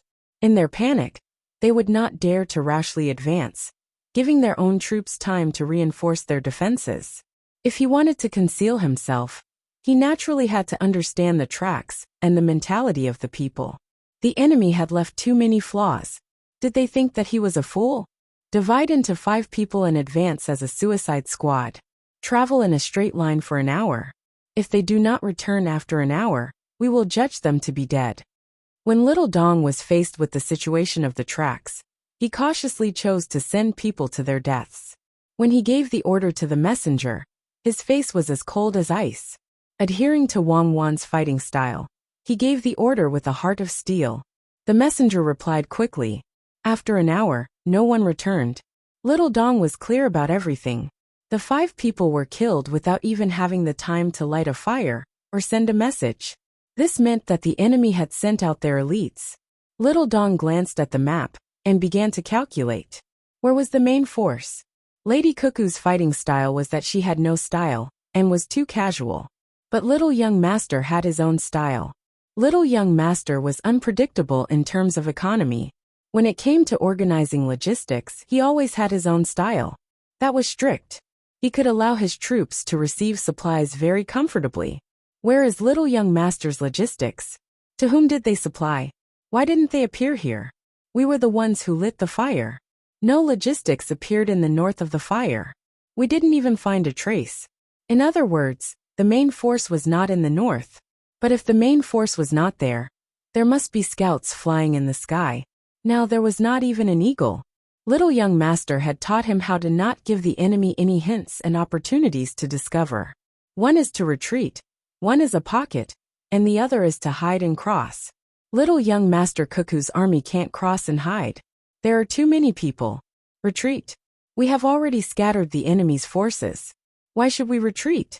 The enemy's information relay was responsible for the communication between the north and south of the fire area. It was accidentally destroyed by our battalion.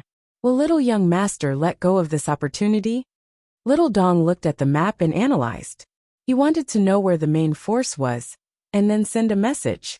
He also knew that this was a habit he had developed over the years. Little Young Master always emphasized that information was information. Whoever had the information would have the initiative. I'll bet that Little Young Master has arranged the army at the front line of Mount Huangshan.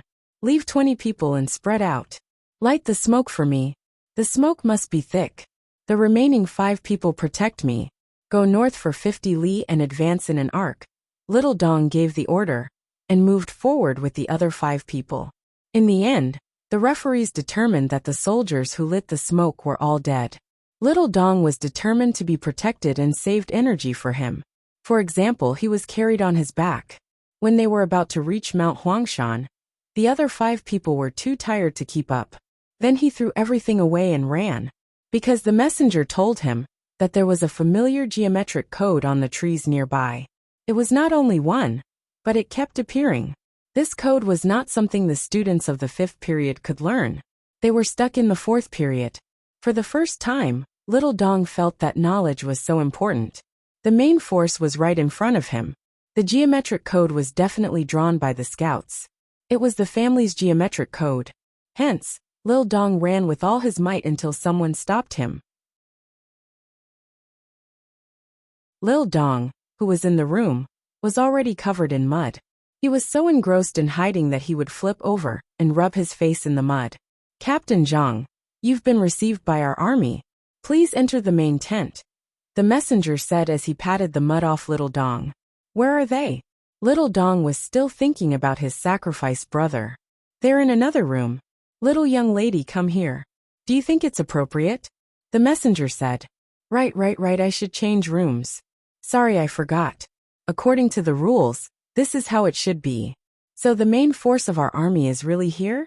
Haha, Zhang Shogui, you're dead. Little Dong laughed heartily. The main force and Zhang Shogui's vanguard were about to meet.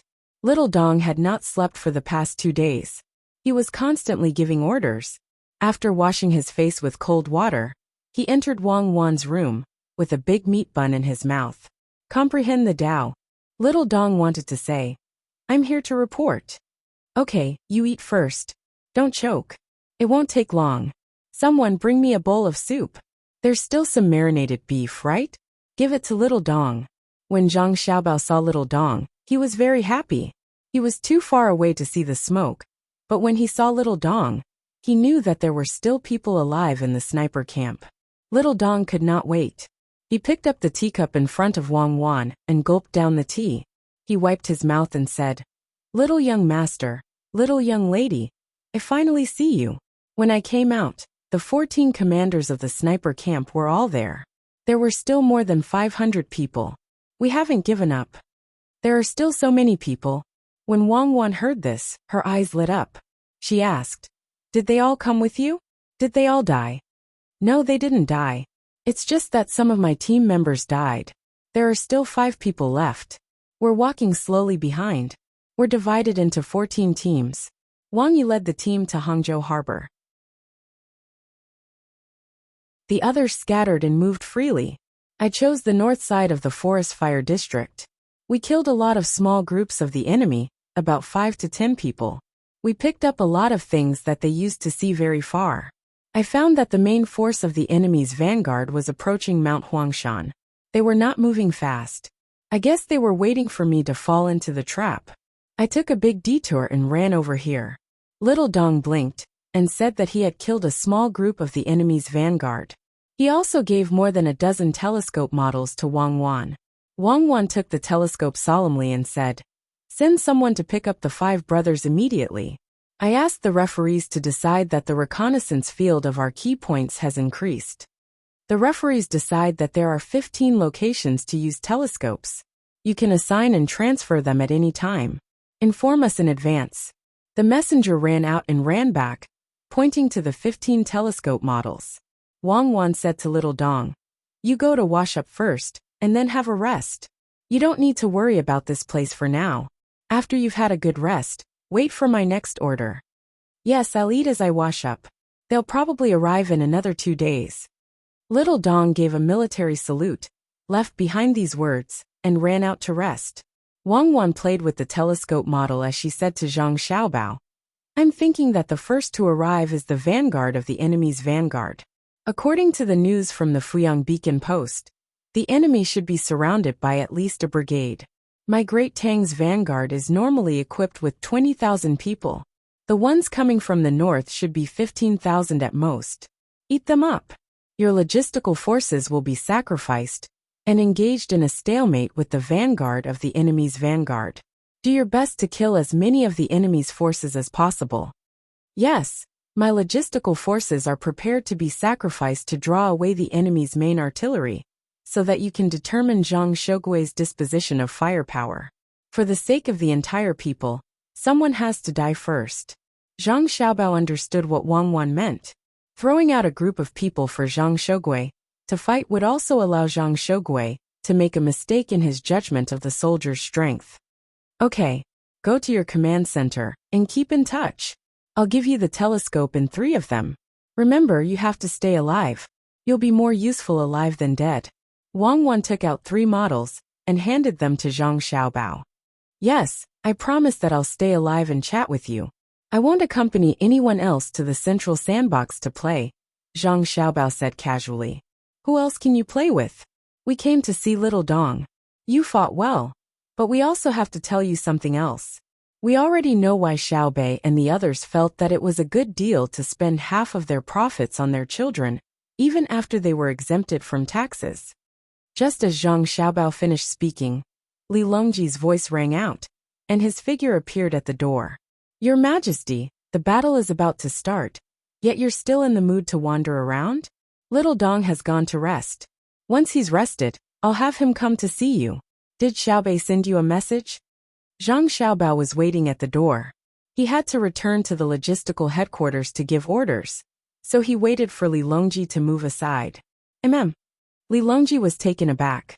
How did you know that Xiaobei sent us a message? Oh, did you think that I wouldn't be able to think of a solution if they didn't send me a message? Don't push me. It's not a big deal. Let me tell you, the idea that Xiaobei and the others came up with is very good. I'll study it with you. I have an idea, do you understand? I estimate that it will take another 2 days, and we have 12 hours here. How can I not be anxious? Good, everything is good. Of course it's good. Your idea is to implement it in all parts of Great Tang. One of the benefits is to reduce the gap between the rich and the poor. Another benefit is to increase the demand for goods to be produced and sold, thus increasing the labor force. Another benefit is that the poor will increase their consumption or deposit their money in the banks. Increasing consumption will increase the local revenue, and I will have more money to operate the banks. At the same time, it will increase consumption. Will it be better if I lower the interest rate? There was no need for Zhang Xiaobao to think too much about it. He began to list out a bunch of ideas. Furthermore, he hadn't perfected them yet. Otherwise, there would be more benefits, and there would be more areas where he could guide the implementation process. Li Longji widened his eyes and listened to Zhang Xiaobao with his mouth slightly agape. When Zhang Xiaobao was done, he nodded repeatedly. Xiaobao, you mean Xiaobao? Did you tell Xiaobei and the others to do this? Otherwise, why are you so clear about it? There are still many things that I haven't thought of. It's a small matter. Xiaobei and the others don't need me to personally plan for them. Isn't it normal for me to know about it? Isn't this what you want me to do? If I don't know about it, I'll be derelict in my duties. I'm about to fail in my duties, so I have to go and command the logistics. Your Majesty, you should think about it first. We can discuss it later. As Zhang Xiaobao spoke, he tried to squeeze his way out. Li Longji wasn't able to block him, and he was squeezed out. Li Longji immediately chased after Zhang Xiaobao. It's not too late. Xiaobao, do you think it's time to promote this to Great Tang? What you should do the most is to grasp the discipline of the officials. Only when you grasp it well can you promote it. Otherwise, if the local officials decide that the rich people are poor, and in the process of tax exemption, how much can the rich merchants sell? Zhang Xiaobao's footsteps were quick. By the time he finished speaking, he had already entered his command center. Rearrange the sand table and map. Organize the data of my logistics team. Report to the Central Army that my logistics commander is in position. Gather the commanders of the barracks and above for a meeting. Zhang Xiaobao picked up his baton and gave the order to the orderly. Li Longji also entered and discussed. Xiaobao, let's talk about the economy. Why don't we reveal some information about the central sand table to you, so that you can relax and make up for the time you wasted? My dear Your Majesty, please don't harm me. All right, I'll answer you first. When the time comes, you can return to the central sand table. Zhang Xiaobao really wanted to push Li Longji into Zhang Shogui's room and have him torture him. Seeing that Zhang Xiaobao had agreed, Li Longji found a chair and sat down. All right, you can speak. I'll immediately return to the central sand table to cheer you on. Tax exemption and management fee exemption naturally have to be based on the county as the smallest unit. Have the county magistrates of each county report the data. Those whose income is lower than a certain amount, tell them to give them subsidies. Those whose income is higher than a certain amount, give them rewards. If they report to the capital, there will be a problem of falsification. They can push the middle-income people as high and low as possible, so that they can obtain more subsidies and rewards. But our goal is to find people with low incomes. No matter how they falsify the data, the county magistrates will definitely classify those with low incomes as poor. Then, send people to investigate, especially those with low incomes. This way, we can avoid situations where those with low incomes are not reported, and those with high incomes are reported as having low incomes. Under those circumstances, it will be much more difficult to investigate than if we use this method. The people investigating won't be familiar with the area, so their workload will be much greater. Zhang Xiaobao was quite skilled at scheming. Li Longji nodded. I understand. You're just tricking the local officials, right? When the time comes, we'll give them a piece of paper with the word fortune printed on it. Who dares to say that our rewards aren't good? Yes or no? Yes, then your majesty, you should go and cheer me on. Zhang Xiaobao drove him out. You're tuning in to the Li Mei's Wuxia Whispers YouTube channel. We're so grateful for your support, and don't forget to subscribe to join us on this incredible journey through captivating stories. Your generosity through donations truly makes a world of difference, as it's the primary source of revenue that allows me to expand and enhance this channel for you. Thank you from the bottom of my heart for being a part of this adventure.